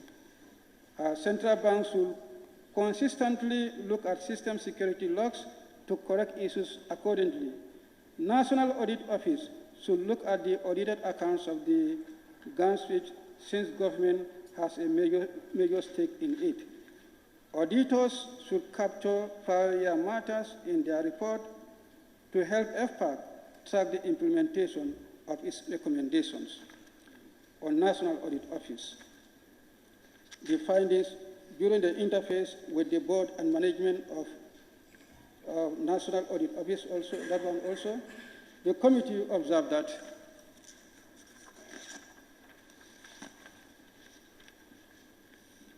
National Audit Office reported that the staff constraint resulted in the backlog of their reviews, that a government to Accountant General's Department has chosen cash-based accounting for National Audit Office. National Audit Office intention of migrating to an accruals basis after 5 years of cash-basis accounting since 2007 rather has not materialized. National Audit Office does not have a written fuel policy. Drivers are escorted by officials of the Accounts Department for fueling. National Audit Office fuel policy is expected to be ready by end of July 2022. That National Audit Office asset register for IT equipment was said to have been kept separately. The updated fixed asset register was provided to FPAC for verification, and that the Wellness Center at the National Office requires staff to be deducted monthly. Manual entry of the payroll data at the Accountant General caused the differences in National Audit books. Two parallel systems, EPICO 10 and then the NASDNA, existed with no interface. The accruals for the public sector would require milestone resources and training for effective implementation, and that the GBA compliance review for the years 2017 to 2021 were scheduled to take place in August 2022. On that, the committee recommends that the Chief of Staff and Inspector General Police should ensure that the commandeering of National Audit Office vehicles should stop immediately. National Audit Office should trace and provide all query documents to the external audits for verification by October 2023. Auditor General should notify FPAC about all cases of surcharge and those reported to the Inspector General of Police for possible prosecution. On Financial Intelligence Unit, the Finance Subject Committee, the legal framework of FIU does not guarantee its autonomy. There is no loans policy for senior management. FIU's backup files are stored on flash drive within their premises, thereby exposing the institution to risks of data loss. That the GBA's 2020 compliance report for FIU was not finalized at the time of the FIU's appearance. And there the committee recommends that FIU must put in place proper backup policies, which need to be documented in their BCP, that the storing data on flash drives as backup must stop immediately, and proper backup solutions must be implemented to ensure that their data is stored in a safe and reliable medium. These solutions must be implemented in 2023. That FIU must consult the Ministry of Justice regarding the draft amendments to its act to ensure that they are properly aligned with the other laws of the land, and that the Gambia must implement the global anti-money laundering or counter-terrorism financial recommendations. Otherwise, the country will be blacklisted with the risk of investors not coming to the country. On National Council for Civic Education, the findings of the committee. Civic education is expected to be a compulsory subject at all levels of the education system, and the first examination on it is expected to be in 2024. A retreat organized by the NCCE revealed staffing gaps. This led to the development of scheme of services as well as finance and administration policy. Award of contract to review, the NCCE Act was not awarded using competitive bidding. That non-numbering of payment vouchers remains unresolved, and that the following prior year audit findings remain pending. They are listed below. Recommendation of the committee. NCCE must have competent staff to take charge of its accounts, and this should be done by October 2023. NCCE must collaborate with the Ministry of Basic and Secondary Education as part of its school engagement program, and outstanding prior year matters need to be resolved as a matter of urgency. Management Development Institute, the committee findings. The fixed asset register of MDI was maintained by procurement unit until end of 2021. A general audit recommended transferring it to accounts department, and MDI's challenges with external auditors have to do with negotiation of fees and increase of the period from 3 to 5 years. That the lack of efficient receivables recovery mechanism resulting to an outstanding amount of 15.1 million as of 13 December 2020. Double payment of allowances regarding telephone and fuel when beneficiaries already have official vehicles and post-paid telephone line. Under the committee recommends that the accounts department should have the responsibility to prepare the accounts of the institution as part of their work, and that the payment on review for the preparation of their accounts must be immediately stopped. Appropriate steps must be taken by MDI to get right staff in accounts department by end of December 2023. That MDI must implement a student portal where students can access their information on fee payment, grades, etc. by end of December 2023, and that locally available options of student portal should be explored to ensure value for money. NDI service scheme needs to be thoroughly reviewed to eliminate duplication and remedy the gaps. And MDI fuel should be properly managed and controlled. Lapses should be addressed to reduce misappropriation. That evidence of settlement of outstanding tuition fees by ministries must be presented to FPAC to confirm resolution of the issue by end of October 2023. And finally, MDI to provide a copy of its revised scheme of service to FPAC for review. Honorable Speaker, on Public Utilities Regulatory Authority, the committee's findings: since 2019, all telecom operators were reportedly issued licenses for international voice gateway. Oil companies continue construction of fuel stations even after amendment of the regulations, and Department of Fiscal Planning issues permits for construction of fuel stations even when PURA is not satisfied with the application, and that there is proliferation of fuel stations in residential areas.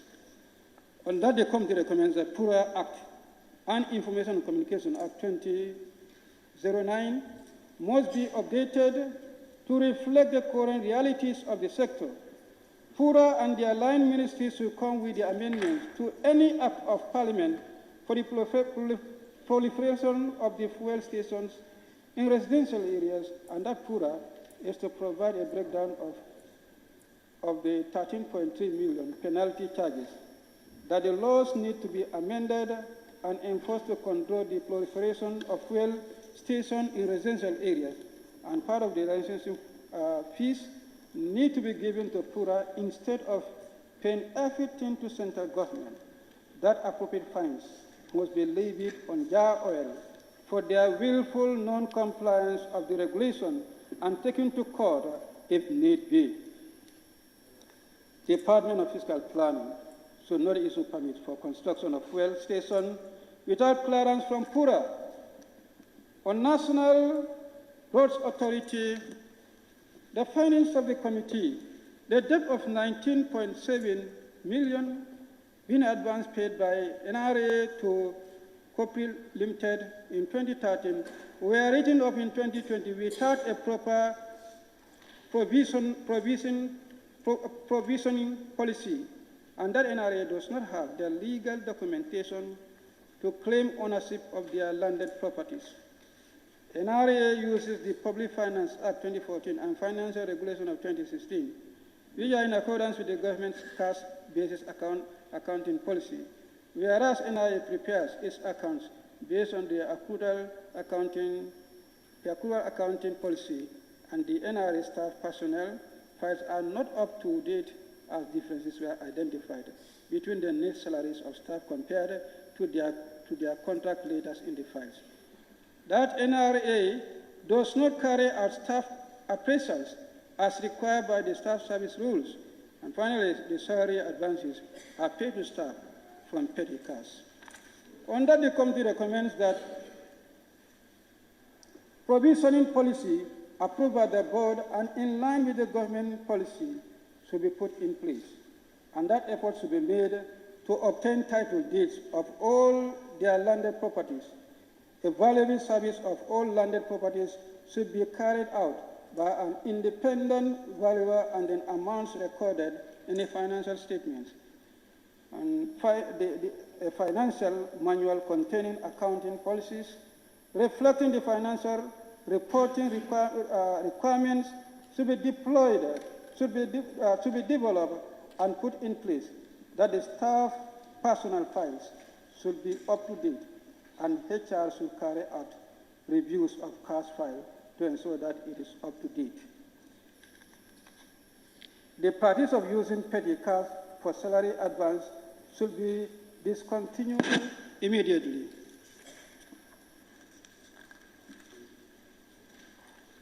National Environment Agency, the committee made the following findings.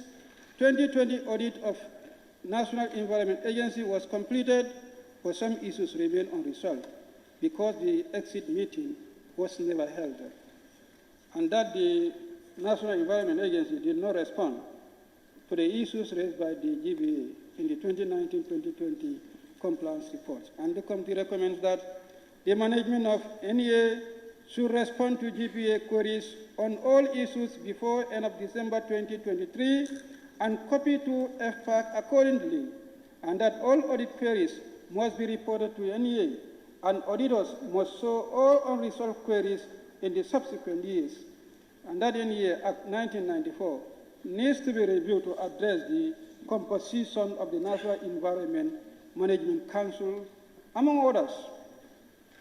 On Drug Law Enforcement Agency, Gambia, the committee made the following findings: that the policies and guidelines were not in place for expenses relating to payment of informants, and that the DLAG has not been remitting withholding tax as dictated by law, resulting to cumulative values of $946,242.7 and $1,648,501.57 for 2017 and 2018, respectively.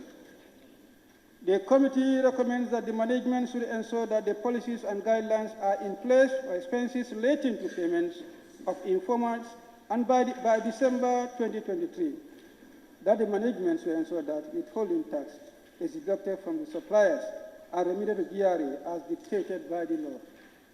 Public Service Commission, the committee made the following findings: PSC occasionally conducts disciplinary investigation at government institutions. PSC's recruitment process from application to interview is now fully digital. PSC advises the President and Secretary General on all public service matters. PSC regulation, code of conduct, and general orders were revised in 2023, and induction program of PSC are only conducted for cadet officers. The committee recommends that there is needed to review the remuneration package of the PSC, and that the chairman of PSC should appear in person whenever his institution is summoned to appear before FPA, and that PSC needs to be relocated to a more spacious area for better performance because they currently share office space with PMO, the National Youth Service Scheme. The findings of the committee: the board chairperson of National Youth Service has not been available to steer the affairs of the institution, and no one has been delegated to oversee the position.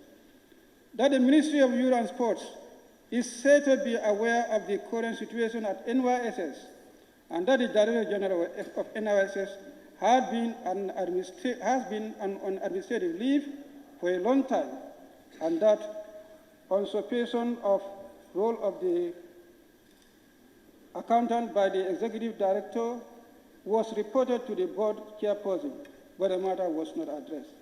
The accounts of NYSS have not been audited, and the financial report of 2019 and 2020 are at the drafting stage, and that a panel consisting of representatives from the different ministries was reportedly set up to investigate the Executive Director and accounts of the NYSS. That the principal accountant of the NYSS had been on leave from 17 June to 30th August 2021, following his involvement in an accident.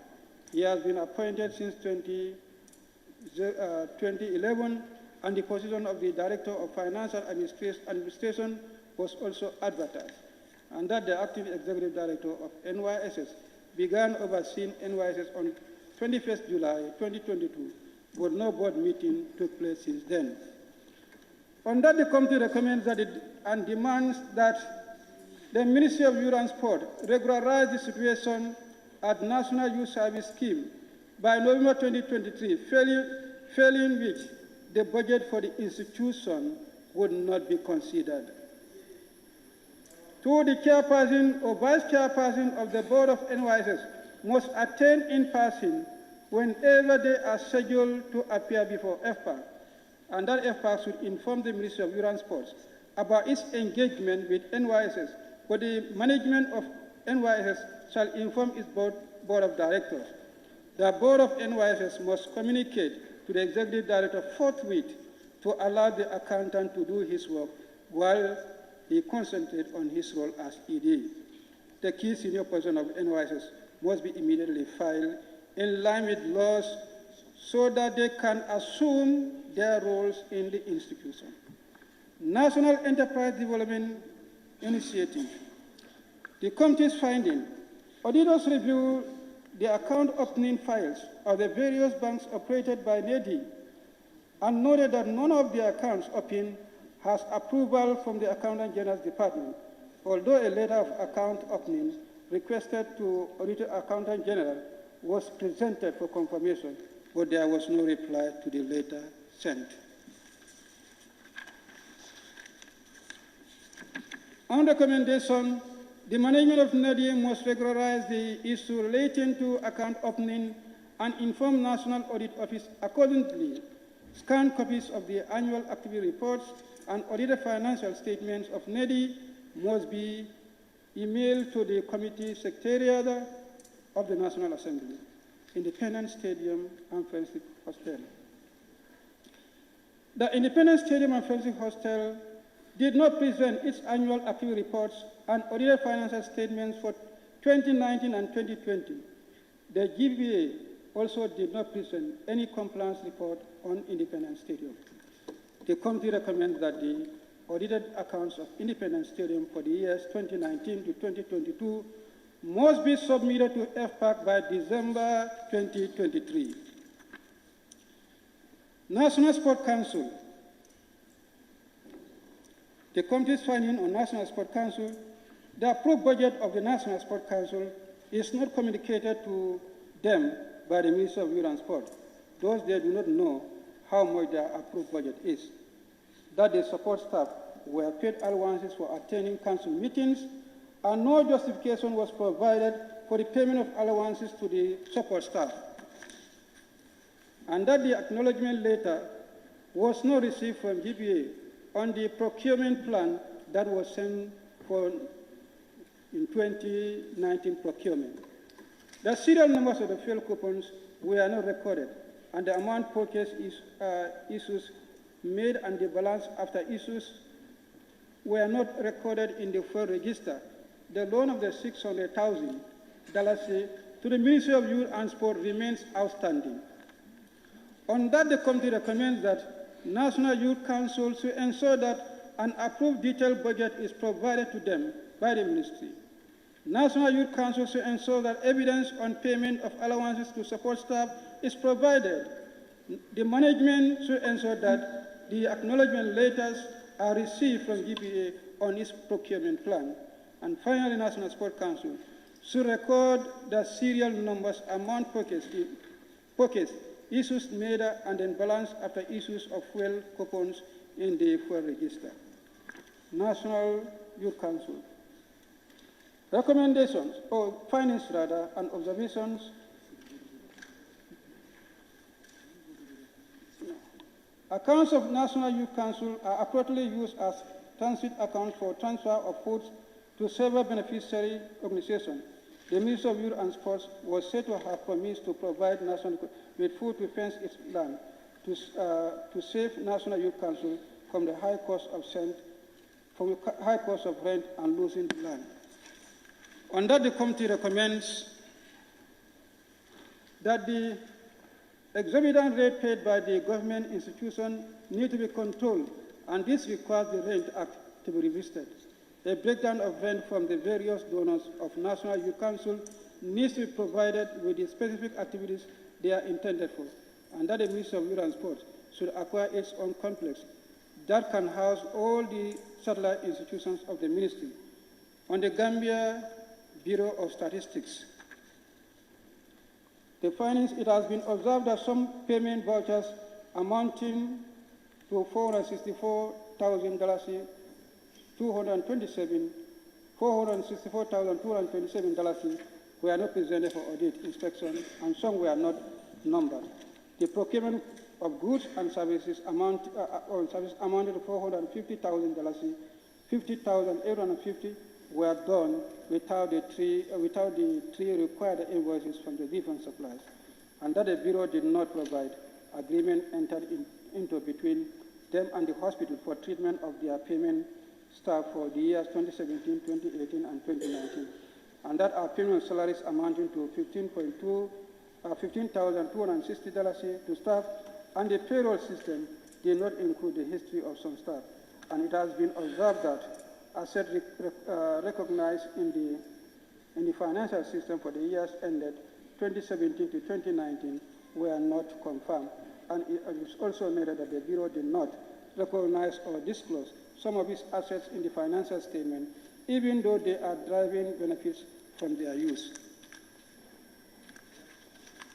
The committee has a long list of these findings. I believe, permit me, Honorable Speaker, on this point to go straight to the recommendations.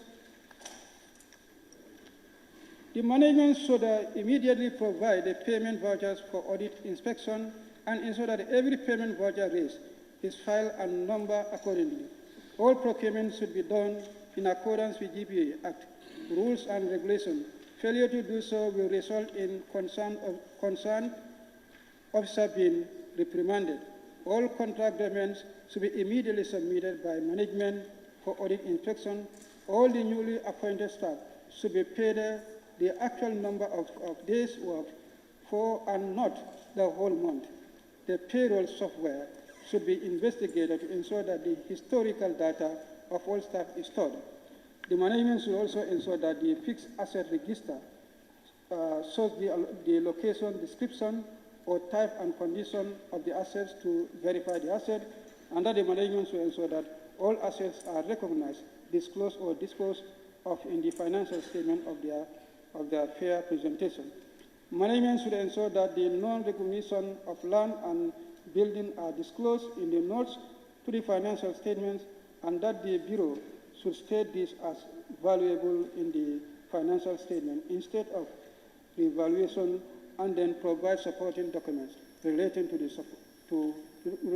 support provided by the Ministry of Land. And that the management should make sure that the loan recoveries are banked to the revolving loan account monthly, and the Bureau should provide the authority for issuing the said loan and the interest rate applied. The Bureau should apply the interest rate as per the service rule. The management should ensure that future monthly reconciliations are performed in order to detect and correct errors or omissions on time.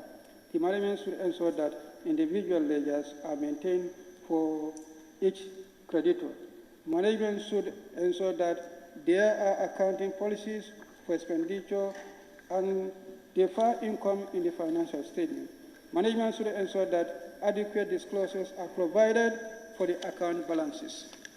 The management should ensure that the accounts unit is adequately staffed to minimize the risk of errors or omissions and fraud. Management should liaise with the service providers to remedy the situation or look for other systems. Management should ensure that formally documented and approved use management standards and procedures are in place for monitoring, controlling, and supervising the system. Each user should be given a unique username and password which must never be shared. And finally, management should ensure that periodic reconciliation is performed between the financial and payroll system to avoid misuse of funds or errors. On the Gambia Competition and Consumer Protection, again, Honorable Speaker, we have a long list of findings which also are related to the recommendations that are made, and there, can you permit me to take you through the recommendations provided? On that, the forms should be filed and then submitted to the pensions authorized to ensure there is full compliance with the documentation as required. Management should look into developing the land allocated to be in compliance with the offer letter from the Ministry of Land and avoid never-ending rental expenses. Management should ensure that the birth certificates are obtained for all staff to ensure all departments using the medical scheme are biologically children of the employees, that all medical cards of the staff leaving should be handed over to the Commission, and that the management should ensure that the year-end cash accounts are conducted and certificates issued and signed by a witness, which is an act as supporting documents to confirm that the reported cash in the financial statement existed at the reporting date, and that all assets in use by the Commission that meet the criteria of the capital grant should be disclosed, and that the management should ensure that such assets in use by the Commission that meet the criteria of the capital grant scheme should be disclosed in line with the recommended accounting standard on capital grant, and that the management should ensure that the monies involved in the fraud cash concerning fuel coupons should be fully recovered immediately. Honorable Speaker, on Gambia Public Procurement Authority, on that, permit me to take you through the recommendations. After considering the reports presented, and the committee recommends as follows: the board should ensure that it has a comprehensive TOR specifying how it should conduct its business and should meet quarterly as required by the Act. That all documents required for the registration process should be submitted and properly filed before the certificate is issued to the supplier.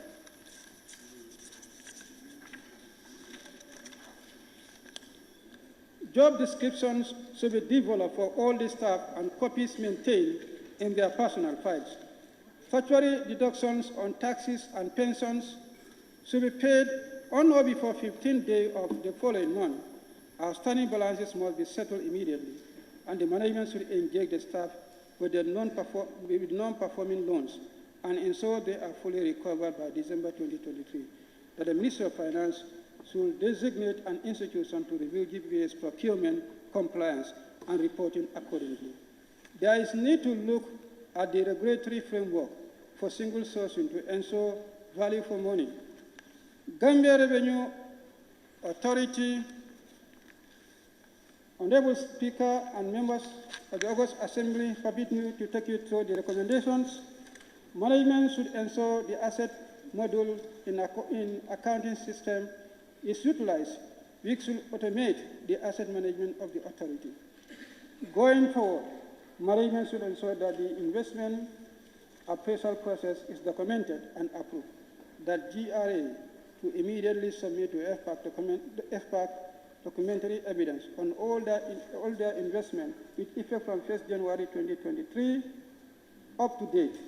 The management should ensure there is full compliance with the approved loan policies of the authority, and all outstanding loans without title deeds must be corrected immediately. A staff loan provisioning policy should be developed and approved by the board to ensure consistency in the treatment. Management should ensure that the staff with long outstanding leave areas proceed on leave as soon as possible. Management should periodically review the threshold set and take a position in the event of staff exceeding the threshold. All employees that are no longer in the service of the authority should be deactivated. Management should ensure that delivery notes are always obtained after the purchase of fuel in line with best practice. Management should further improve on inventory system limitation to ensure historical data from the system can be maintained for adequate reviews and monitoring.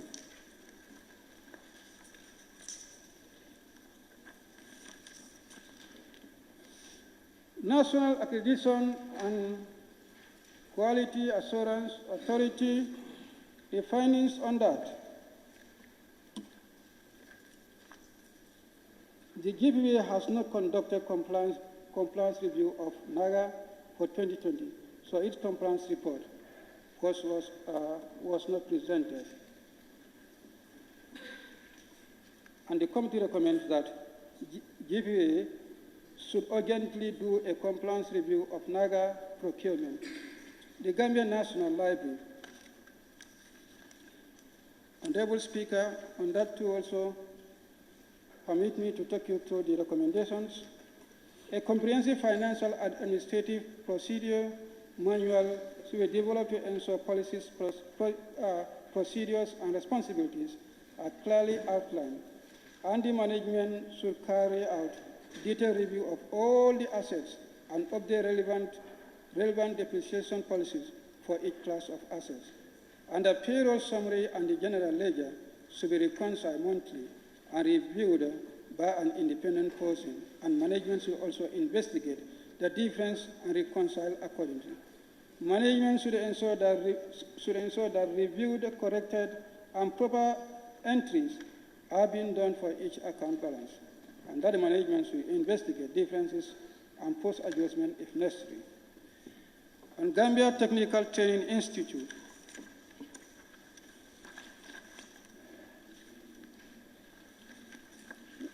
we have a long list of the findings and observations and henceforth recommendations.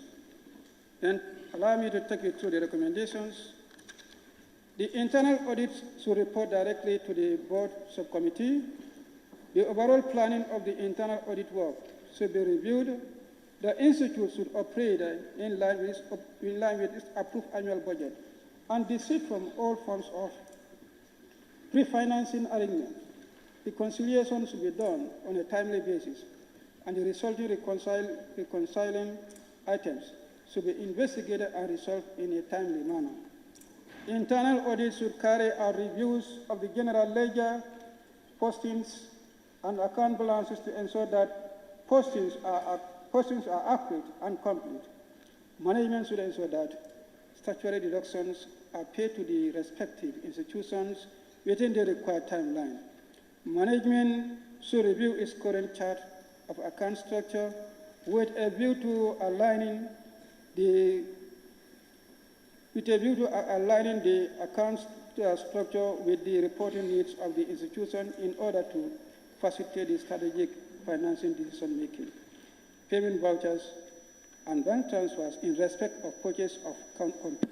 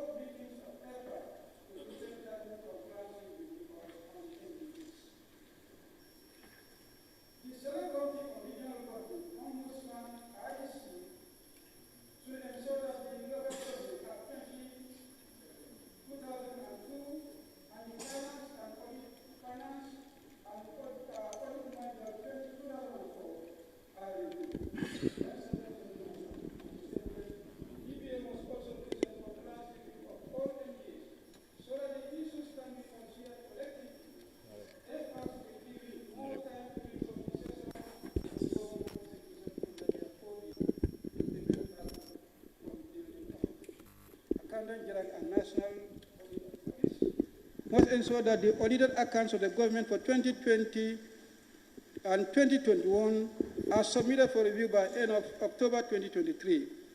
Ministry of Finance needs to agree on roadmap and the way forward for migrating from the cash basis to accruals accounting system. The Ministries of Finance and Justice must review government's engagement with GAM works by October 2023 to safeguard public interest. The National Audit Office must thoroughly probe the writing of, in the books of NRA, the value of 19.7 million being advance payment to COPRI by NRE. The National Audit Office must take the lead in presenting their annual activity reports. Audited financial statement to FPAC on time. The committee further recommends that accounts of 2020 to 2022 must be submitted by December 2023. On that, Honorable Speaker, I want to seize this opportunity once more to thank the committee, and to that we have the committee comprising Honorable Alhaji Esdabo as chairperson, Honorable Alhaji Mbo as vice chair, Honorable Fatuma Njai member, Honorable Fat Cham member, Honorable Musa Cham member, Honorable Keba Lang Fofana member, Honorable Keba Tumanisane member, Honorable Suleiman Cham member, and Honorable Sidi Eskenjai member. We could not do this work without the support of the subject matter specialists and our able staff.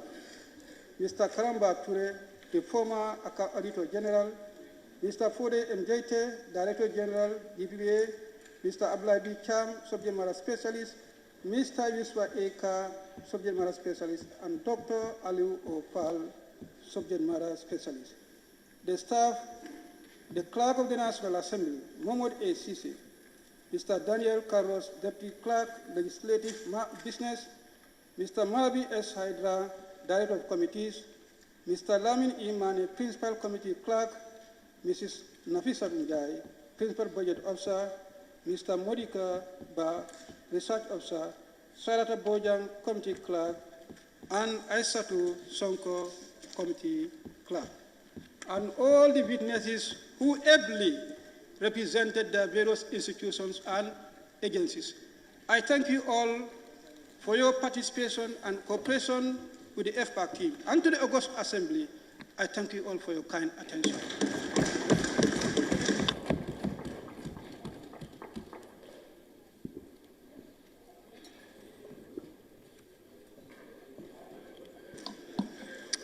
Thank you, Honorable Chairman or Chairperson of the committee, for your marathon and effective tabling of the motion. I now invite any honorable member who may want to second the motion. The honorable member for Lower Flado West. Thank you very much. I rise to second the motion and also to take part in the debate. First and foremost, I thank the committee for the brilliant job that they have done, but I suggest it was not friendly to the August country. People were sleeping, some people were slumbering in the case. So I suggest next time, if you are coming with such a report, you better summarize it. But notwithstanding, looking at the report, I've seen a lot of issues that we need to take seriously as a nation. We are talking about finance of the government. And this is the finance that is taking this government ahead. So people must be serious when they are doing their duty. Because one, there was non-adherence noticed during the course of the report. And this non-adherence, what is the cause of that? Because people have been capacitized to serve the Gambian people. But yet still there are a lot of gaps in the report to show that non-adherence to some of the standards and principles or the operational procedures were not captured. And this is something that I also expect the committee to come up with strong regulations where some people that are found wanting will be put to book. We need to be serious as a nation. We need to be serious because there are issues that are emanating from some of these institutions. They are not accepted. And we cannot tolerate it. And the Assembly should be strong enough to come with regulations so that some of the people that are playing with the development of this country are put to book. Going back, there is poor data management. You go, they will say you receipts there, SAF files there. These are things that those days are gone. We are in the 21st century. I cannot go into an institution, ask for receipts, ask for staff profiles that you cannot produce it for me, and you want me to take you serious? This was highlighted in the report. And I expect us to come with strong resolution to see people that are doing this, because we cannot be receiving this report over and over. Poor data, non-adherence, those are things that we cannot accept for anybody. We have to be serious and move this country. Coming back, I'm going back to GPPA. 80%, I'm sorry if I'm wrong, that most of the services, goods and all are under GPPA. If we can have the recommendation here, this would be the first and last that this Assembly is going to recommend for GPPA. We need quality, we need standard. Enough is enough. This country have to move. You cannot be dilly-dallying us. Every now and then we'll be giving you recommendation, you cannot fulfill it. Those are not accepted anymore. I think the August House, we have to be serious and mean business. I said it some time ago, that some ministers or some heads should be sacked because we need business, and I'm repeating again. People need to take this country seriously. There are issues that are commenting on this report. Those are too very nice. And we have to move. This country needs to move. This is you go to the media, taxpayers' money, we handle the taxpayers' money. And there are standards that we need to follow. Why are we violating this standard? We cannot accept it, being it political motivated or whatsoever. We have to move. And I'm warning GPPA. Enough is enough. So many recommendations have emanated from this house, and you people are not coming, you are not tuning up. You need to tune up GPPA. Enough is enough. And the IFMI system, these are grants. Minister of Finance, I don't know if you are here. Grants have to be embedded in the IFMI system.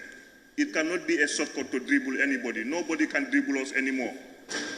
You see, the grants that are coming, they have to be inputted in the IFMI system. That will be the best way that we can account and do our oversight function. And I'm not in the grant. You can see that they are not in the IFMI system. Why?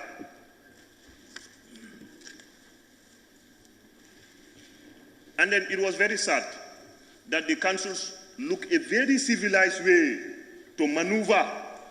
They look a very civilized way, the councils throughout the country. They don't have a proper reporting system just to maneuver and confuse us. If you ask them things, they start. This is no more going to be accepted. Councils have to be very serious. This is the taxpayers' money. This country have to move, my brother. And for the country to move, any tax going anywhere, this refer me to DRA. Receipts are lost. Why are they lost? I'm giving you receipts. Why are these receipts lost? How can we, and we cannot even implement this program-based budgeting. There is no money. We are not collecting the tax that we are supposed to collect because of these leakages. System must be inputted to make sure that no absolute leakages will happen. This country needs to move. And we have to move this country. Those are things that are not going to, and I urge the Assembly to be very serious and take matters on top of issues. Whosoever is not delivering, let put him to book. The laws are there. They need to be enforced. This country have to move, my brothers. This country have to move. And then the beauty is that there are people that are performing very well. The Drug Enforcement Agency, immigration, we all had the amount of money that they pump in. I'm suggesting to the Minister of Finance, let's have another way. Let's have an appraisal whereby we can enumerate those people doing very well, get them something, so that other people emulate to go. Over 180 million that within the 6 months that the Immigration Department have done that. So why not other people collecting revenue? And I think the Minister of Finance will be here.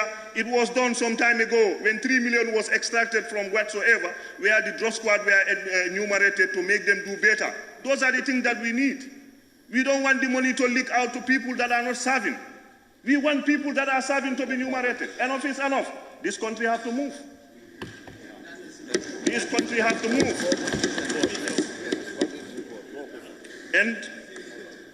And on rental, I think the FPAC have said it clear.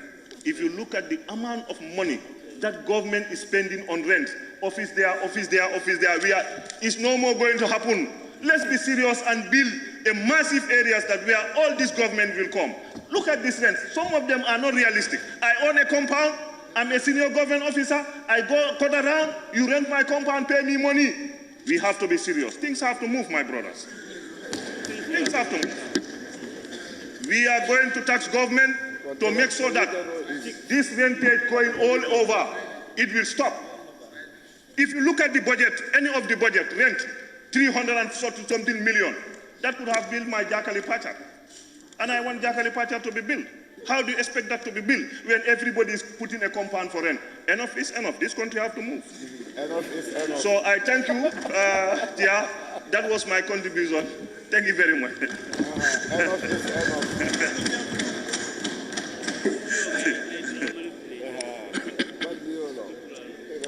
Thank you very much, Honorable Member for Lower Fuladu.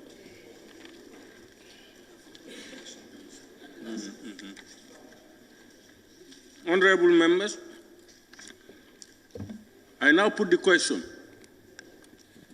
It has been moved and seconded that this Honorable Assembly do consider the report of the Finance and Public Accounts Committee on the 2019 audited accounts of the government, Auditor General's report on COVID-19 response phase 2, annual activity report and audited financial statements of public agencies and institutions, area and municipal councils. Those in favor, please say aye. Those not in favor, please say no. The ayes have it. Any honorable member may now take the floor. I now invite the honorable member for Latrikunda Sabiji. Thank you very much, Honorable Speaker, for giving me the floor. First of all, I want to congratulate the Gambia Scorpion for going to another AFCON.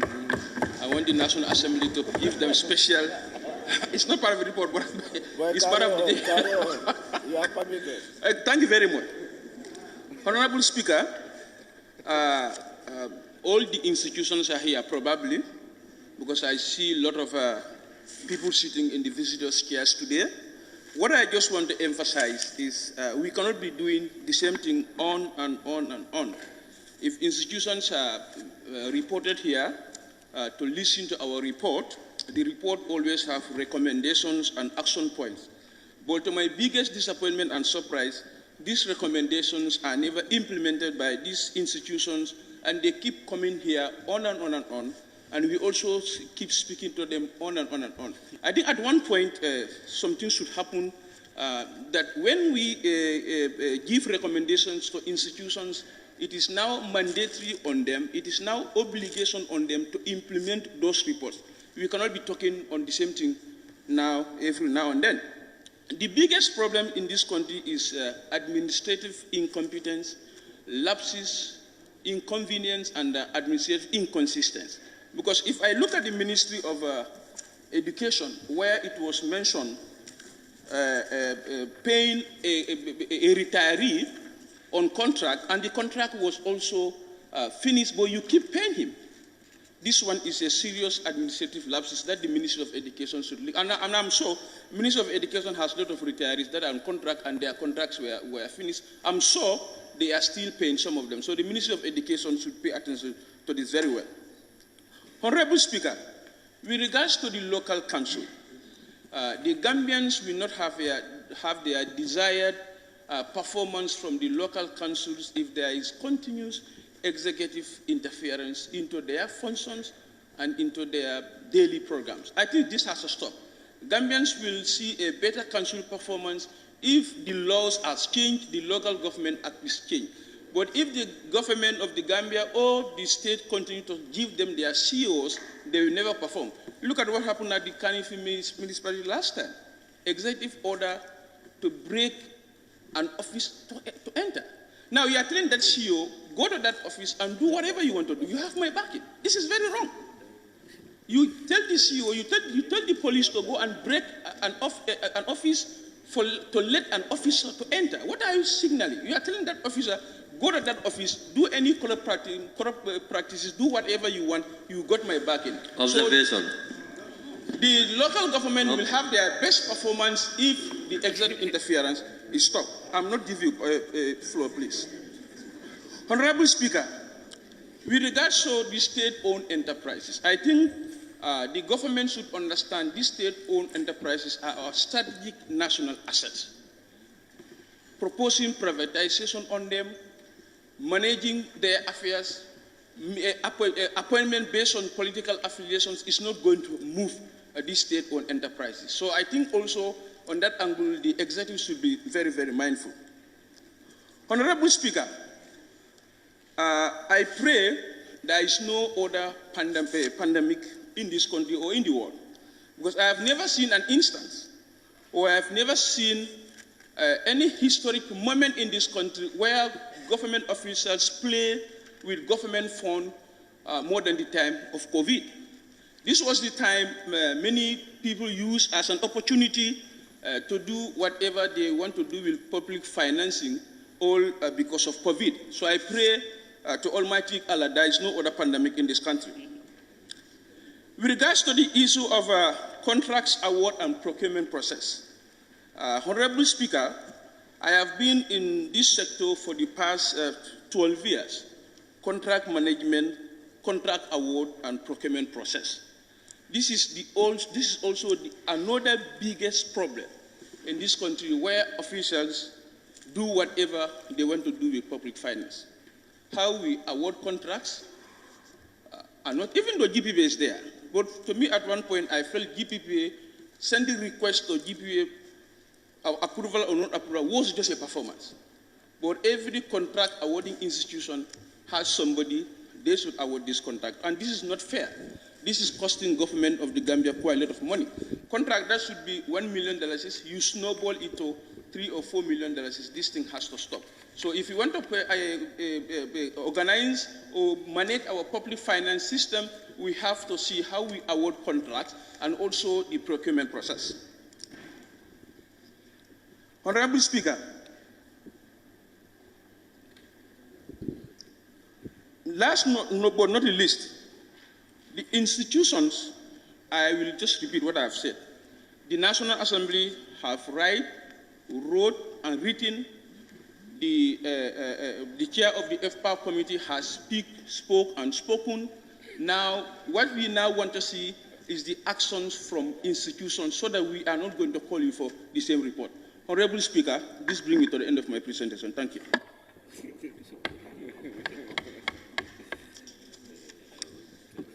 Thank you very much, Honorable Member for Lower Latrikunda Sabi.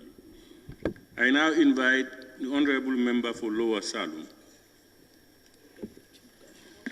Thank you, Honorable Speaker, for giving me the floor. And I must also thank the committee. They have done a good job. But then the bulk of the document, after all, Honorable Speaker, the recommendation doesn't tie up anything. Honorable Speaker, you cannot be business of the day, always the same issue. What the member for Fuladu West, Lower Fuladu?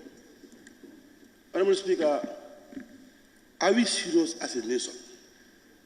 Honorable Speaker, you can see there's no in an instant they said a farmer has spent this money. It's only the technocrat now. The member for councillor said we need national prayers. That should happen. 1,800,000 published that the national populations 1.8 million. 2 million, sorry, 2 million now. I agree with you, 2 million. We cannot do nothing. Honorable Speaker. Any day we are constant of budget, that whenever there is a budget, budget that we should, all ministers should come. They said our budget, they have cut our budget. They have cut our budget. We cannot do this, we cannot do that. And when you yourself know that what you are doing is wrong,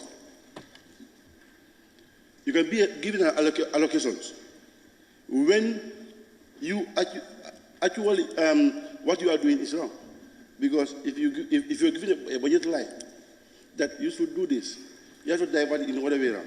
And again, our biggest problem is the vote controllers, our biggest problems. You can see the gallery is as much as occupied with technocrats. Today, we cause this country to a problem, Honorable Speaker, not the farmers. The consumers are always in the problem. Honorable Speaker, I think decisions should be taken by Parliament because it's a duty bound on us to do the right thing. Somebody can't do the right thing, we will start favoring you.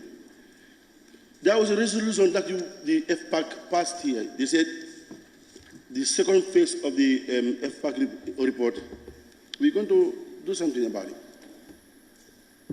And those resolutions are pending like that.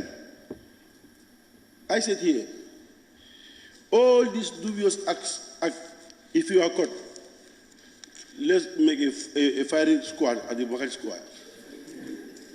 In other countries, if you are found in a crop practice, you are jailed.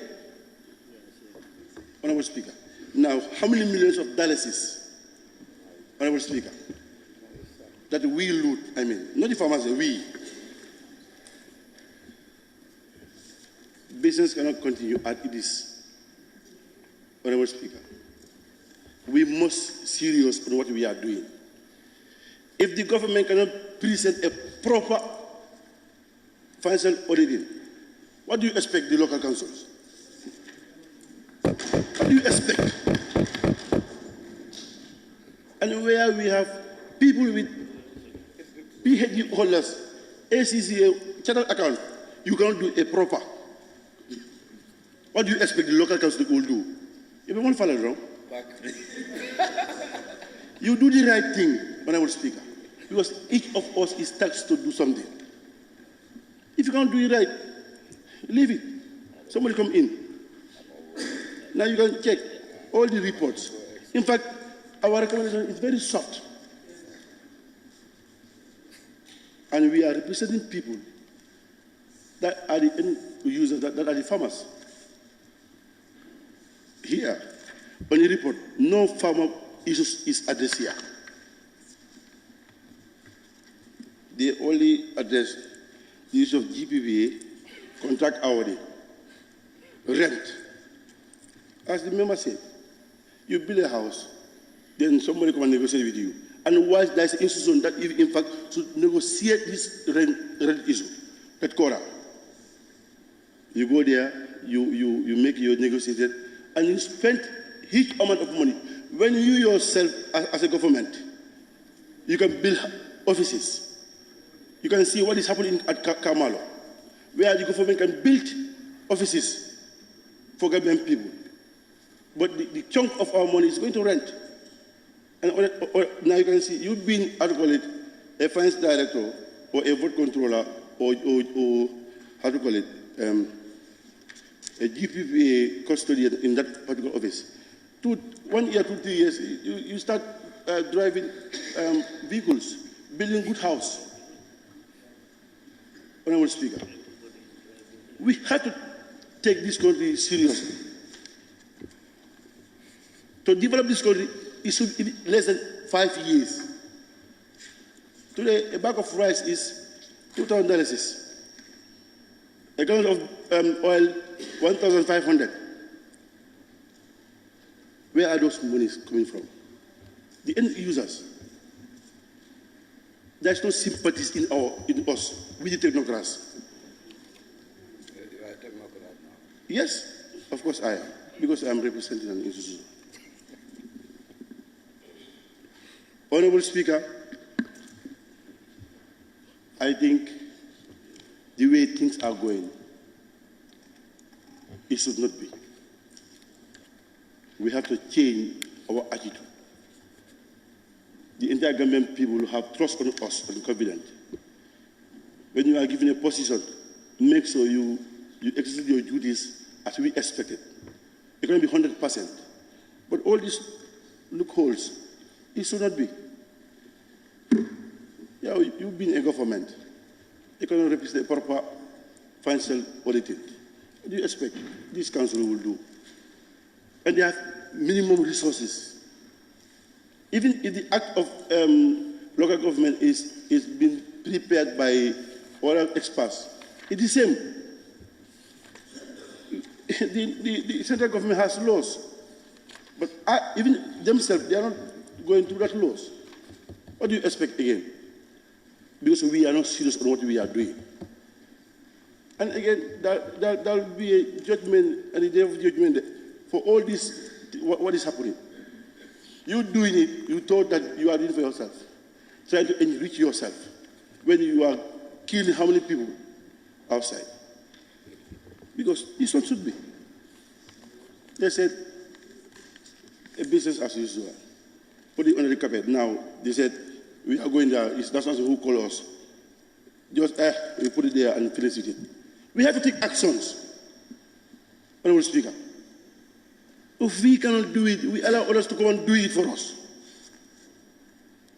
Because you can see FPAC report. Now, after you give all these recommendations, what next? What next now? What have you recommended now? Those people who are catch in this dubious act. I have not seen anything there. This Muslim symptom should be taken off in our mind and develop this country forward, Honorable Speaker. I am ashamed of myself because today, you go down there, everybody are complaining. Everybody are complaining. But for us who are occupying offices, we are not. We always drive luxury cars with ACs. But the end users are always in a problem. Honorable Speaker. The gallery is not fit for purpose. Everybody is sitting down. Now let's talk as a national. Now we are seeing a national bantaba. I know they cannot speak here, but it is reality that is happening. Now you yourself, you should know that if they touch your institution, that this happen in your institution, that should happen, Honorable Speaker. Now you can even take that judgment in yourself now. Honorable Speaker. Speaker, point of order. Yes, Honorable Speaker, every member shall restrict his or her observation to the subject matter on the discussion. I think we need to focus on the report, not to make general statements. We can have time for the adjournment debate. Please.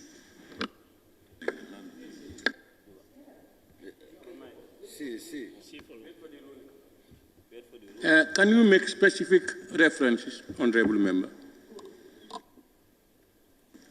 Honorable member is making general statements about the condition of the country. But what I'm saying is we have a report. He should make reference to the report when he is making his point. So we need to be focused on the report.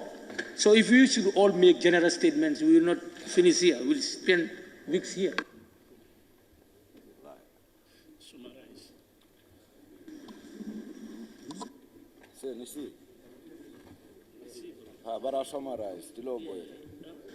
Honorable, it becomes very difficult for a report like this to exclude any aspect of operations.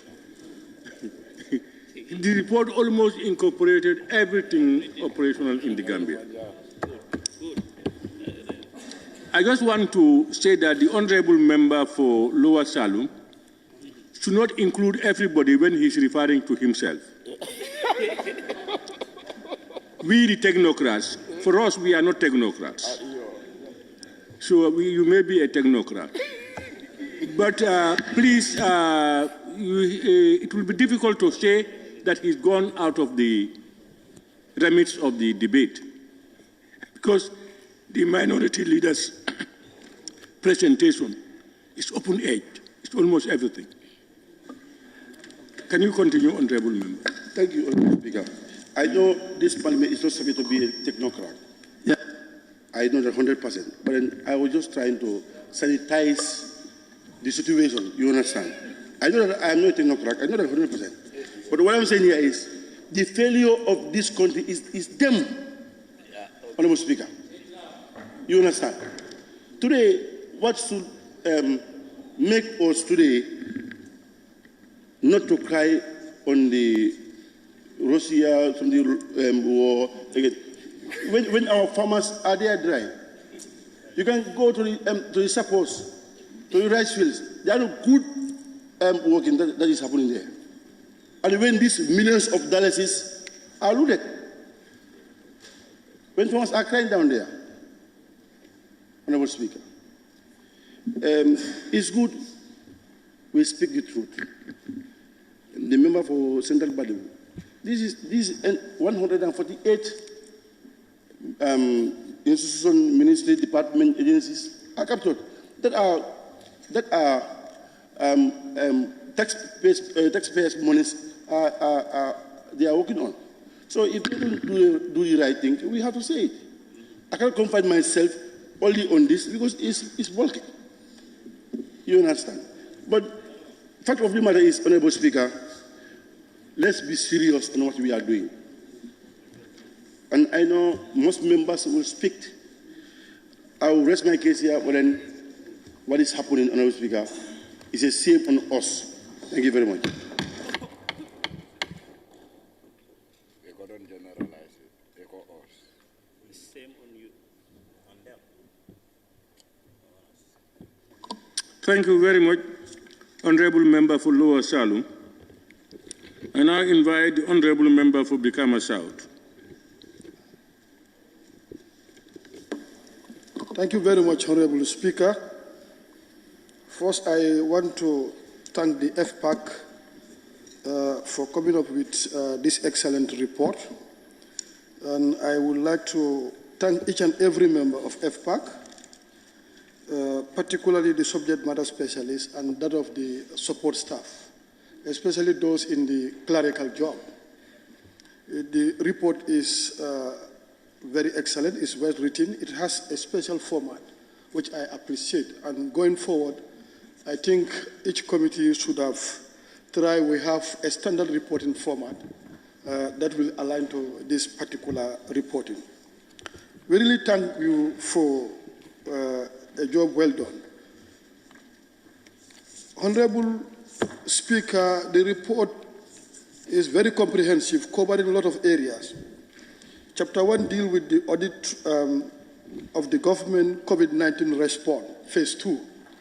And in my own view, I know that the first phase was laid here, that attract a lot of recommendations and resolutions, and thank God this has impact positively in recovering some impresses.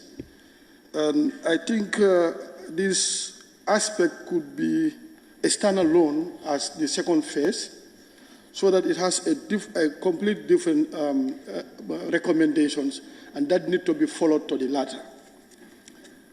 But if you look at the recommendations they have here, they are very important. And secondly, I would like to the FPAC and the entire National Assembly to work on recovery of certain physical money that we are disposed. And there are a lot of discrepancies that we need to recover. And some of the food items that were distributed, and there are some that were with certain governors. The only unfortunate part of this, like this was 2019, and from 2019 to date, there are a lot of changes within the system. And it's unfortunate for us to be considering this report today in September 2023. From 2019 to 2023, a lot of changes occur. It could be possible some people, may God forbid, may pass away.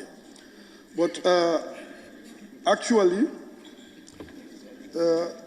to fully follow up this thing and make sure that everything is in line is going to be difficult, but we have to try as a parliament to put the country on a firm footing. Honorable Speaker, also we want to look at this thing, the reporting of the National Audit Office.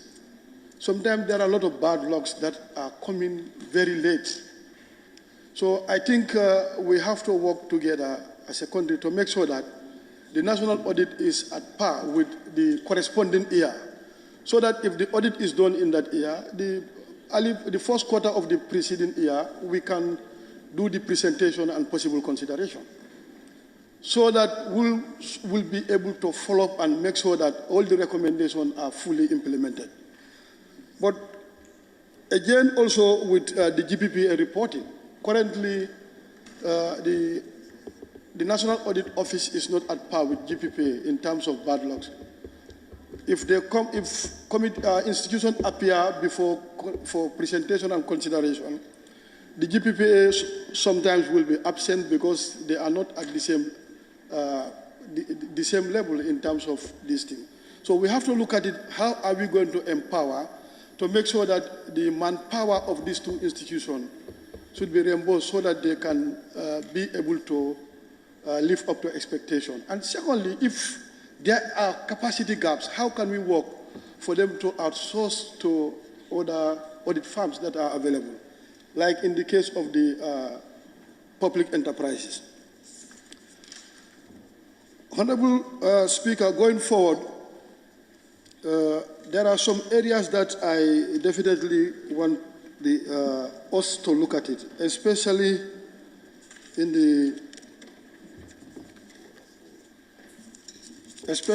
Chapter 2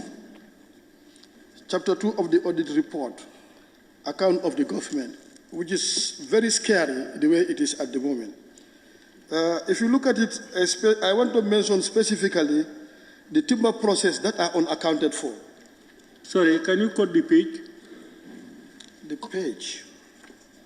Okay.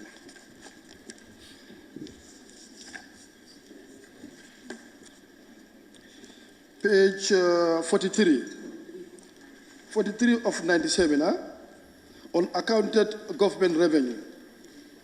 The Auditor General third-party confirmation with the Gambia Ports Authority revealed that 2,393 containers of woods and timbers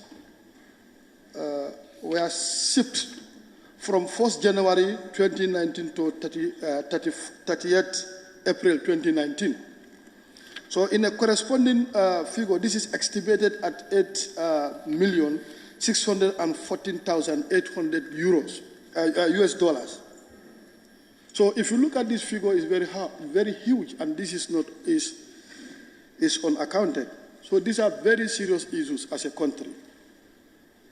Like my colleague alluded to, whether we are serious as a country, if this is coming from the government of the Gambia.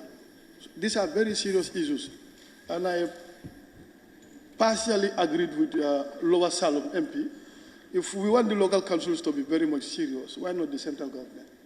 Because this is where everything is centered, and the consolidated local fund, the budget is purely almost 100% goes to the central government, ministries, agencies, and their department. So if there is serious compliance issue with regards to the central government, the issues of internal control, these are very serious issues. And look at the reports, and year in, year out, this continue to persist. It's good for us to ask ourselves whether we are serious as a country. If you look at that one too, I think we have to make sure that this is recovered. It's very serious. So going forward also, Honorable Speaker, let me also quote this page.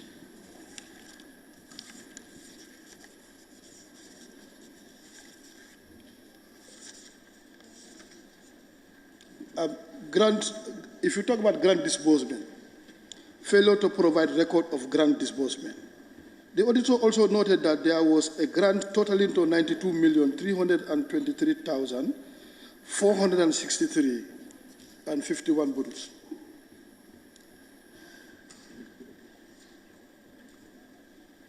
if you look at these things, I think, and this does not exist under the Ministry of Finance. I think the Ministry of Finance, their primary role, not only to disburse funds to ministries and departments, but to be a serious check on them. The issue of monitoring and supervision is lacking in the country. But look at, this doesn't exist in the Ministry of Finance, as shown below. So these are very serious things that we have to work on seriously. Honorable Speaker, and also I would like to re-emphasize about the prior year audit matters to be always carried forward to see that, because if these are contained in our books, you find it difficult to attract any donor agencies. Because they cannot be there only gathering dust and there is no effort to resolve these issues or write them off. These are very serious issues. Year in, year out, auditors will pick up the same issues and they are going to be compiling there. Definitely, I think the charity should begin at home, coming from the central government. Honorable Speaker,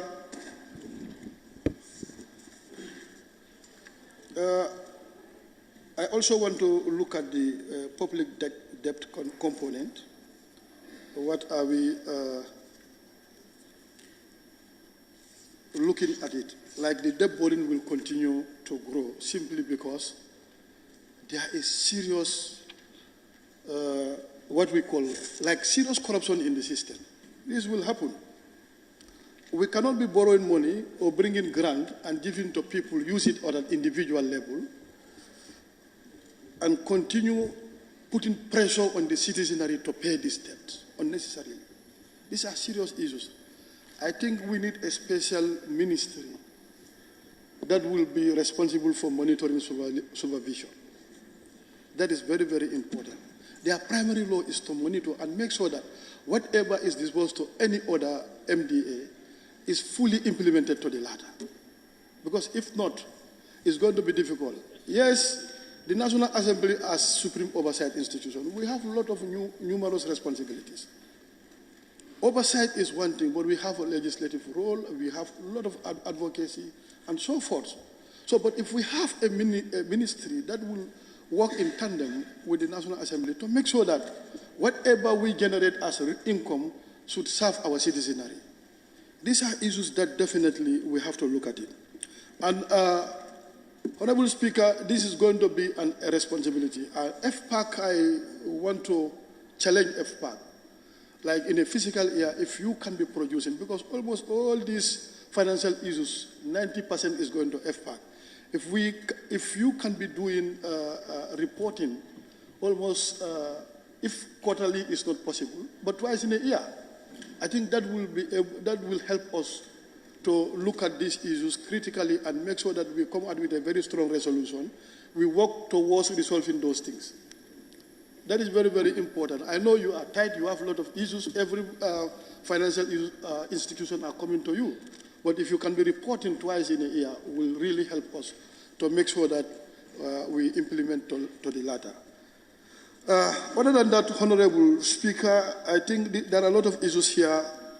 I don't want to prolong the Parliament since adjournment debates are coming, but these are extremely important. I want to stop and thank you so much for giving me the opportunity.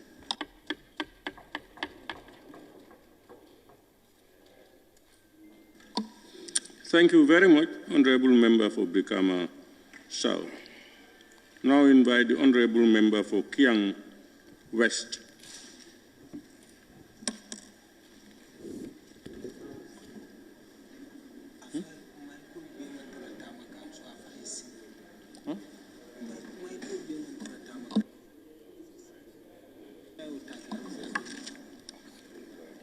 Sorry, Honorable Member, if your microphone is not working, why don't you shift? Because since the last breakdown, it looks like not all microphones are working.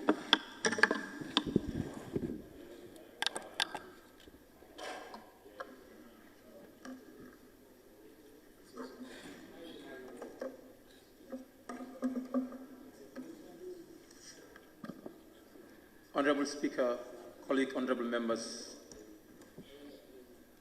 cabinet ministers here present, departments, press, National Assembly service staff, good afternoon.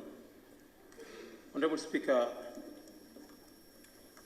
let me also join colleagues to thank FPAC for doing such a great job. FPAC have done what they're supposed to do. I wonder why colleagues are challenging FPAC. Again, FPAC have done their job so diligently and have come with recommendations. It's left to us as Parliament to come with resolutions as to what we do as far as their recommendations are concerned. So we must commend you for doing such a great job. But commending you will not make sense without commending National Audit Office. We all know that the Auditor General of National Audit Office, by the dictates of the Constitution, the President has the power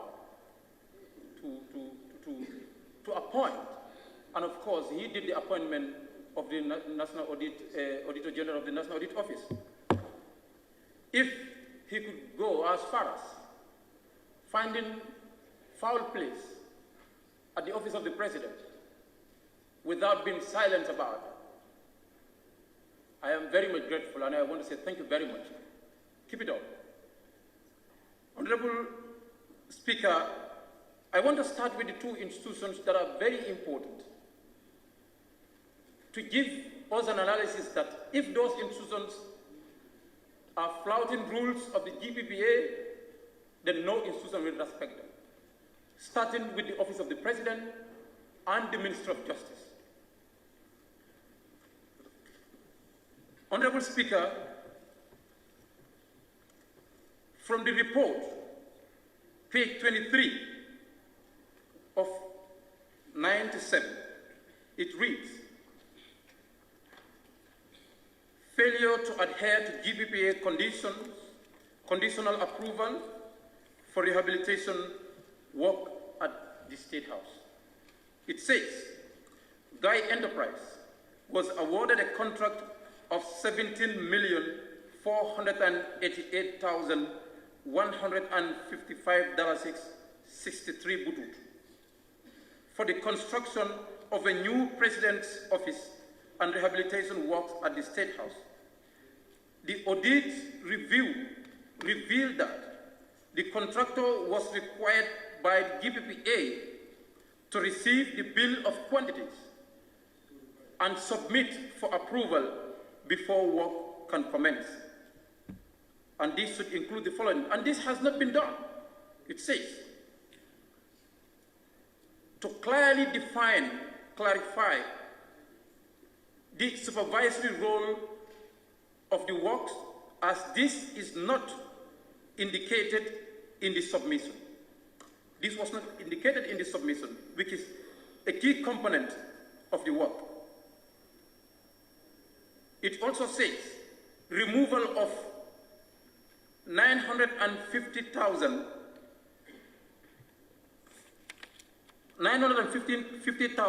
contingency allocation from the contract. 950,000 contingency allocation also from the contract. So if Office of the President could do this, and it does not also stop there under the Office of the President, it says, under inappropriate procurement process by the Office of the President, Roman figure C, it says, goods bought from Fatima Trading amounting to $5,637,000 were delivered to the Office of the President before requesting for single source approval from the GPPA. What is the purpose of the GPPA now? Let's abolish this institution. Let's make an amendment in the Constitution. We have no GPPA. If all the institutions are doing what they want to do, and they are not going through the law, they are not respecting the law, what is the purpose of the institution? And I pity the institution today, but because before they need to seek the approval of the GPPA before they do any process.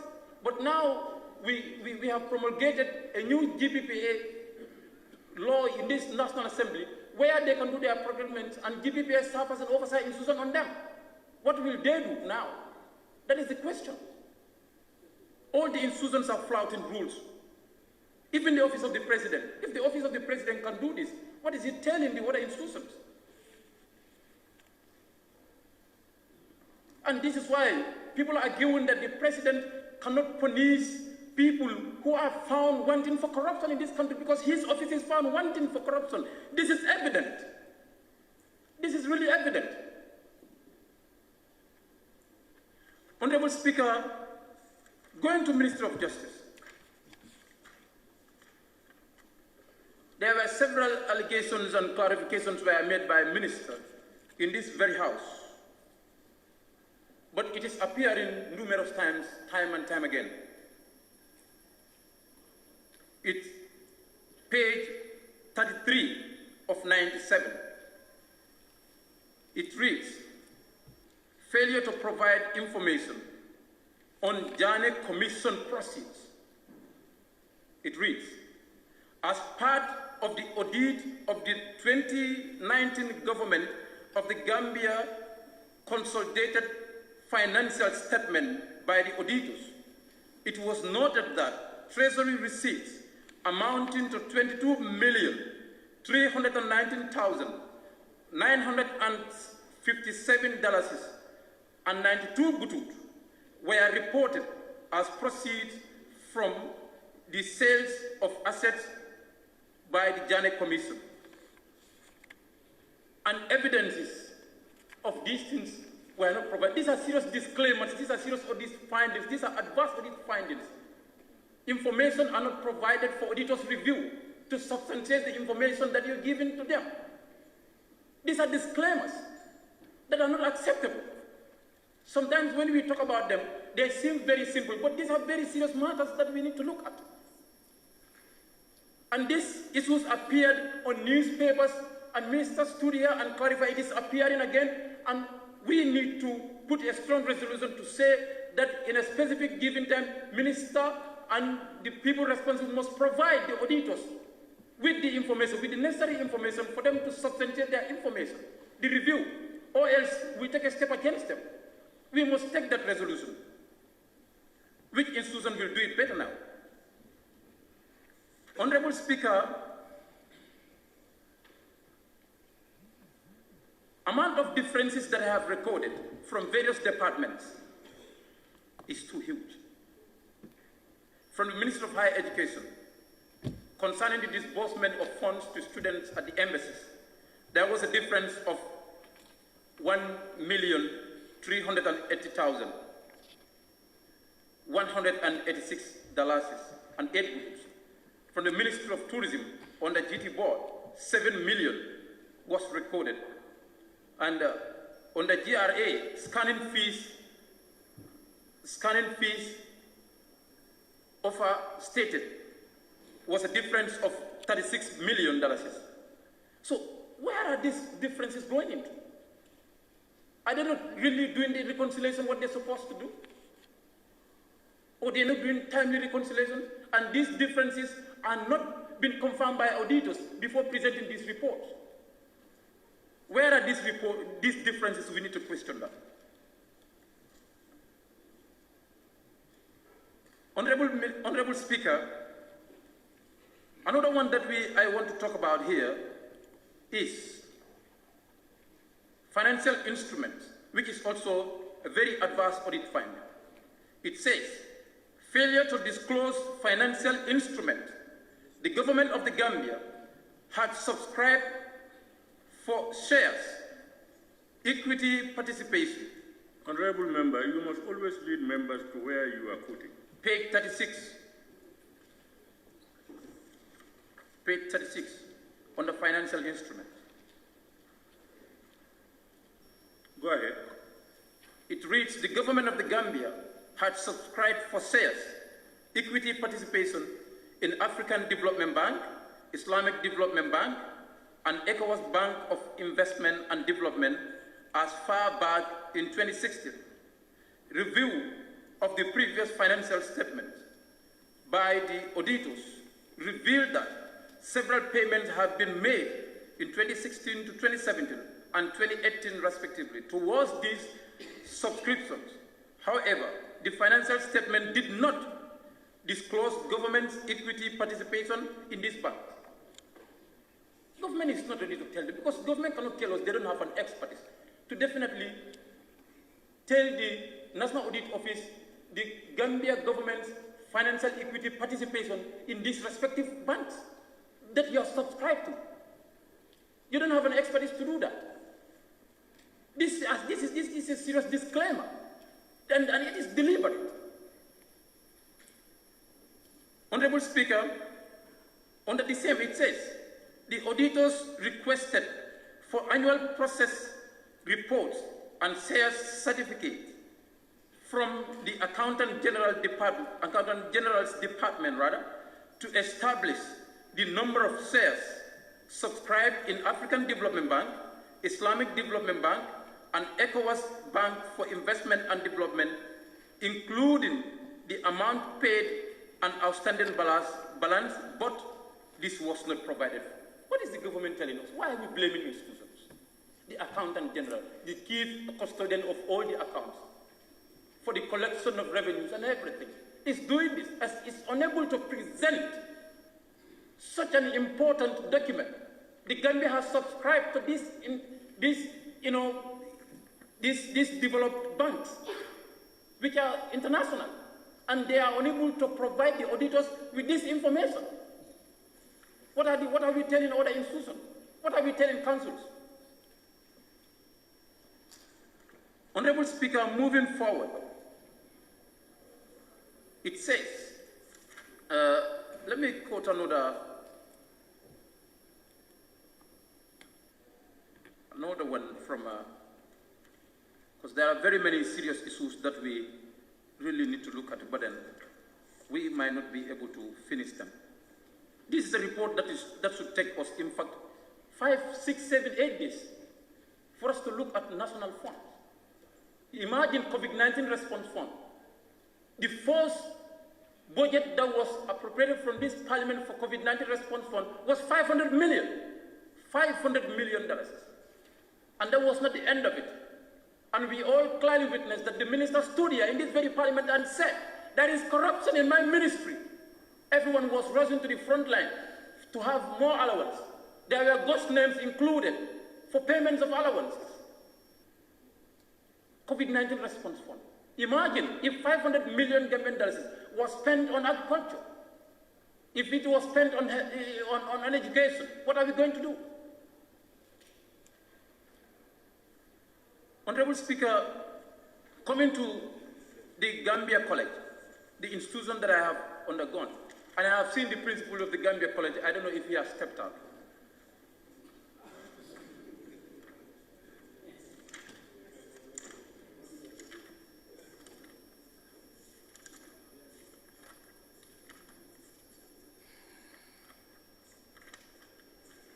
Honorable Speaker, on the Gambia College,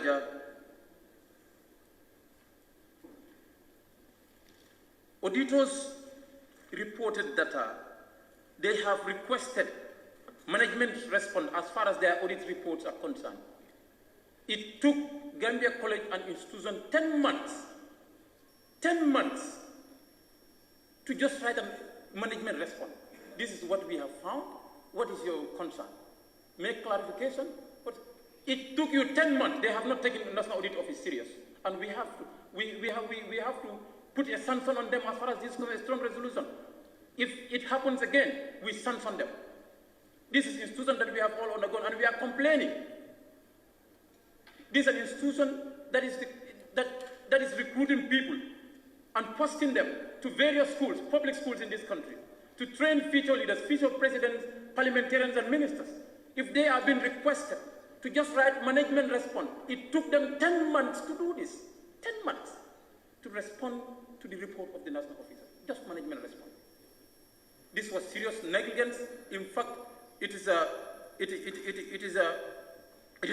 gross negligence. In fact, I will call it gross negligence. Honorable Speaker, I will go to the councils and then I will conclude. Looking at the councils, Honorable Speaker, I want to come up with a resolution that immediately, forthwith, that all the finance directors and accounting officers of various councils must be terminated immediately. Must be terminated immediately, all the councils in the country. Look at the recommendation of FPAC. It says, board conclusion of FPAC. When you get to see, it says, none of the area councils have a proper financial reporting framework.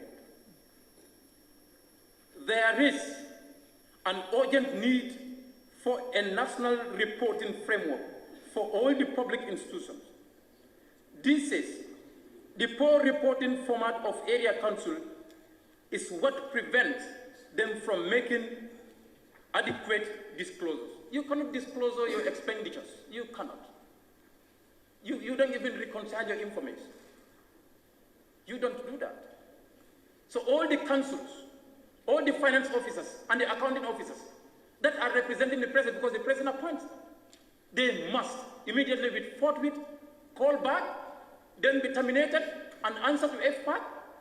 And if they are found wanting of any corruption, and we let them be liable of something. I think we're having anti-corruption bill, which is still in this parliament.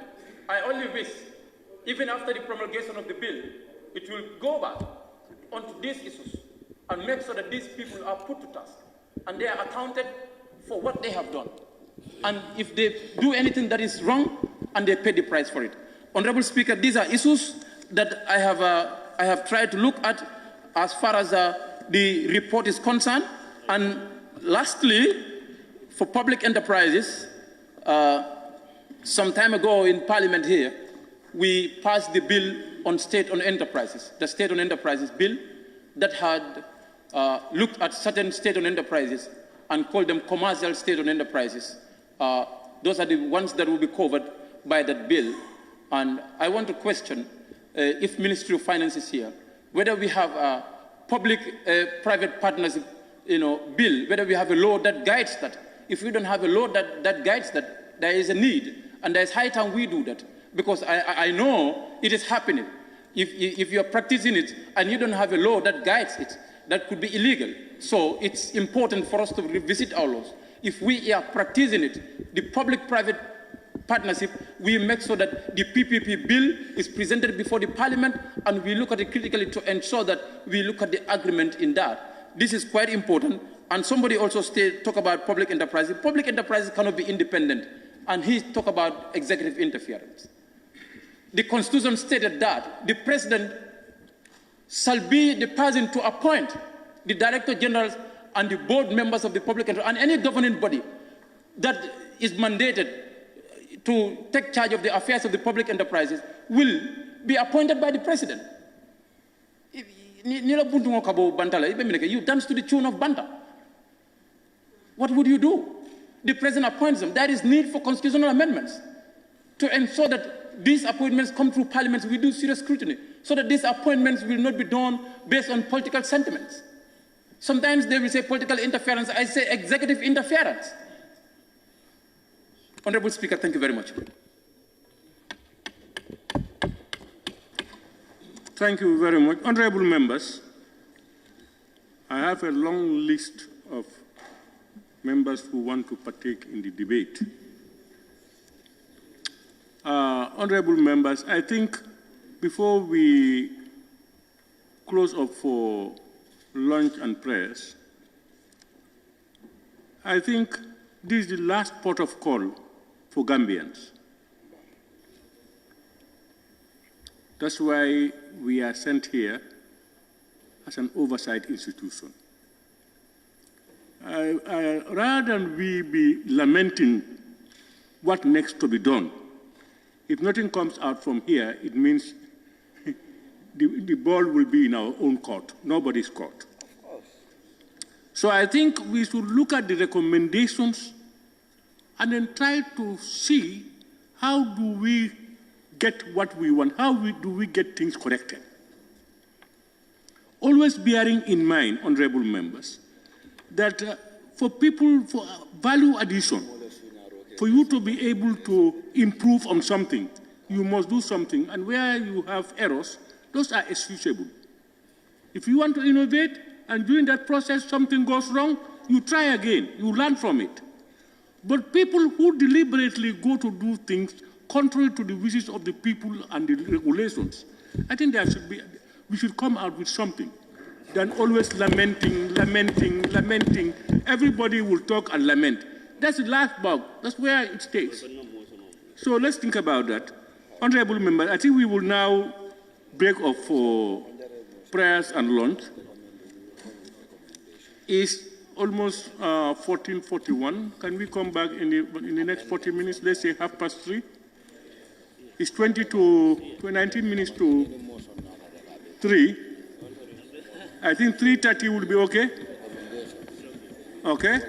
Then. Islamic microfinance is becoming an increasingly popular mechanism for poverty alleviation, especially for developing countries around the world. This microfinance service adheres to the principles of Islam as a form of social responsibility. Yona Islamic Microfinance is the Islamic microfinance of choice in the Gambia, trustworthy and reliable. At Yona Islamic Microfinance, we provide savings products, current accounts, financing products in conformity with Islam. In addition, Yona Islamic Microfinance also offers local and international remittances, Takaful Fund, management of Zakat, management of Awqaf, trading and investment, and building of strategic partnerships to bring financial services to the doorstep of the poor with donor projects, madrasas, youth organizations, women groups, and farmer organizations. Make a choice with Yona Islamic Microfinance today. For more information on Yona Islamic Microfinance, call 377-2151 or 9832-151 or visit Yona head office at Tipa Garage, Bakote, or visit any Yona branch located countrywide near you.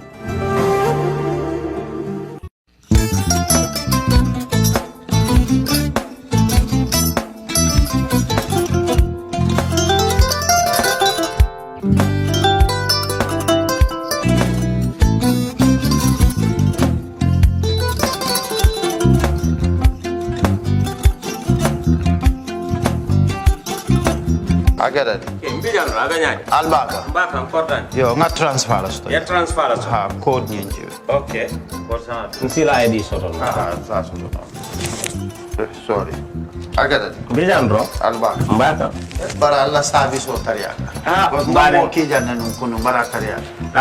Jannom Yona Forest de Bureau. Gambia tonkon na no mbali ya bere. Birim koyna fo kato. Bari si kodo kino kato nim fo bolong blabe to. 56 branches mola soto Gambia ja. Ha?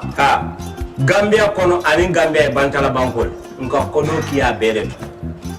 Kodo sifa fo falindiro fo nyaadi lafta memmen na kodi to poto nim kodi maraw. Jannom number 1 ti nyonta. Andum fana nata another enterprise sotale. Wolam nyindi ko domorol fana kol fana be firale le dadi man domorol din fana beteat. Gambia dawda yalo ma fa kendol sotale je. Wo moyo diat. Apelenta barka. Ni ma lafta nyelen kendol e binaji. Yalo bukani la ko la barka ba. Yalo ndel chosano lo. Barka.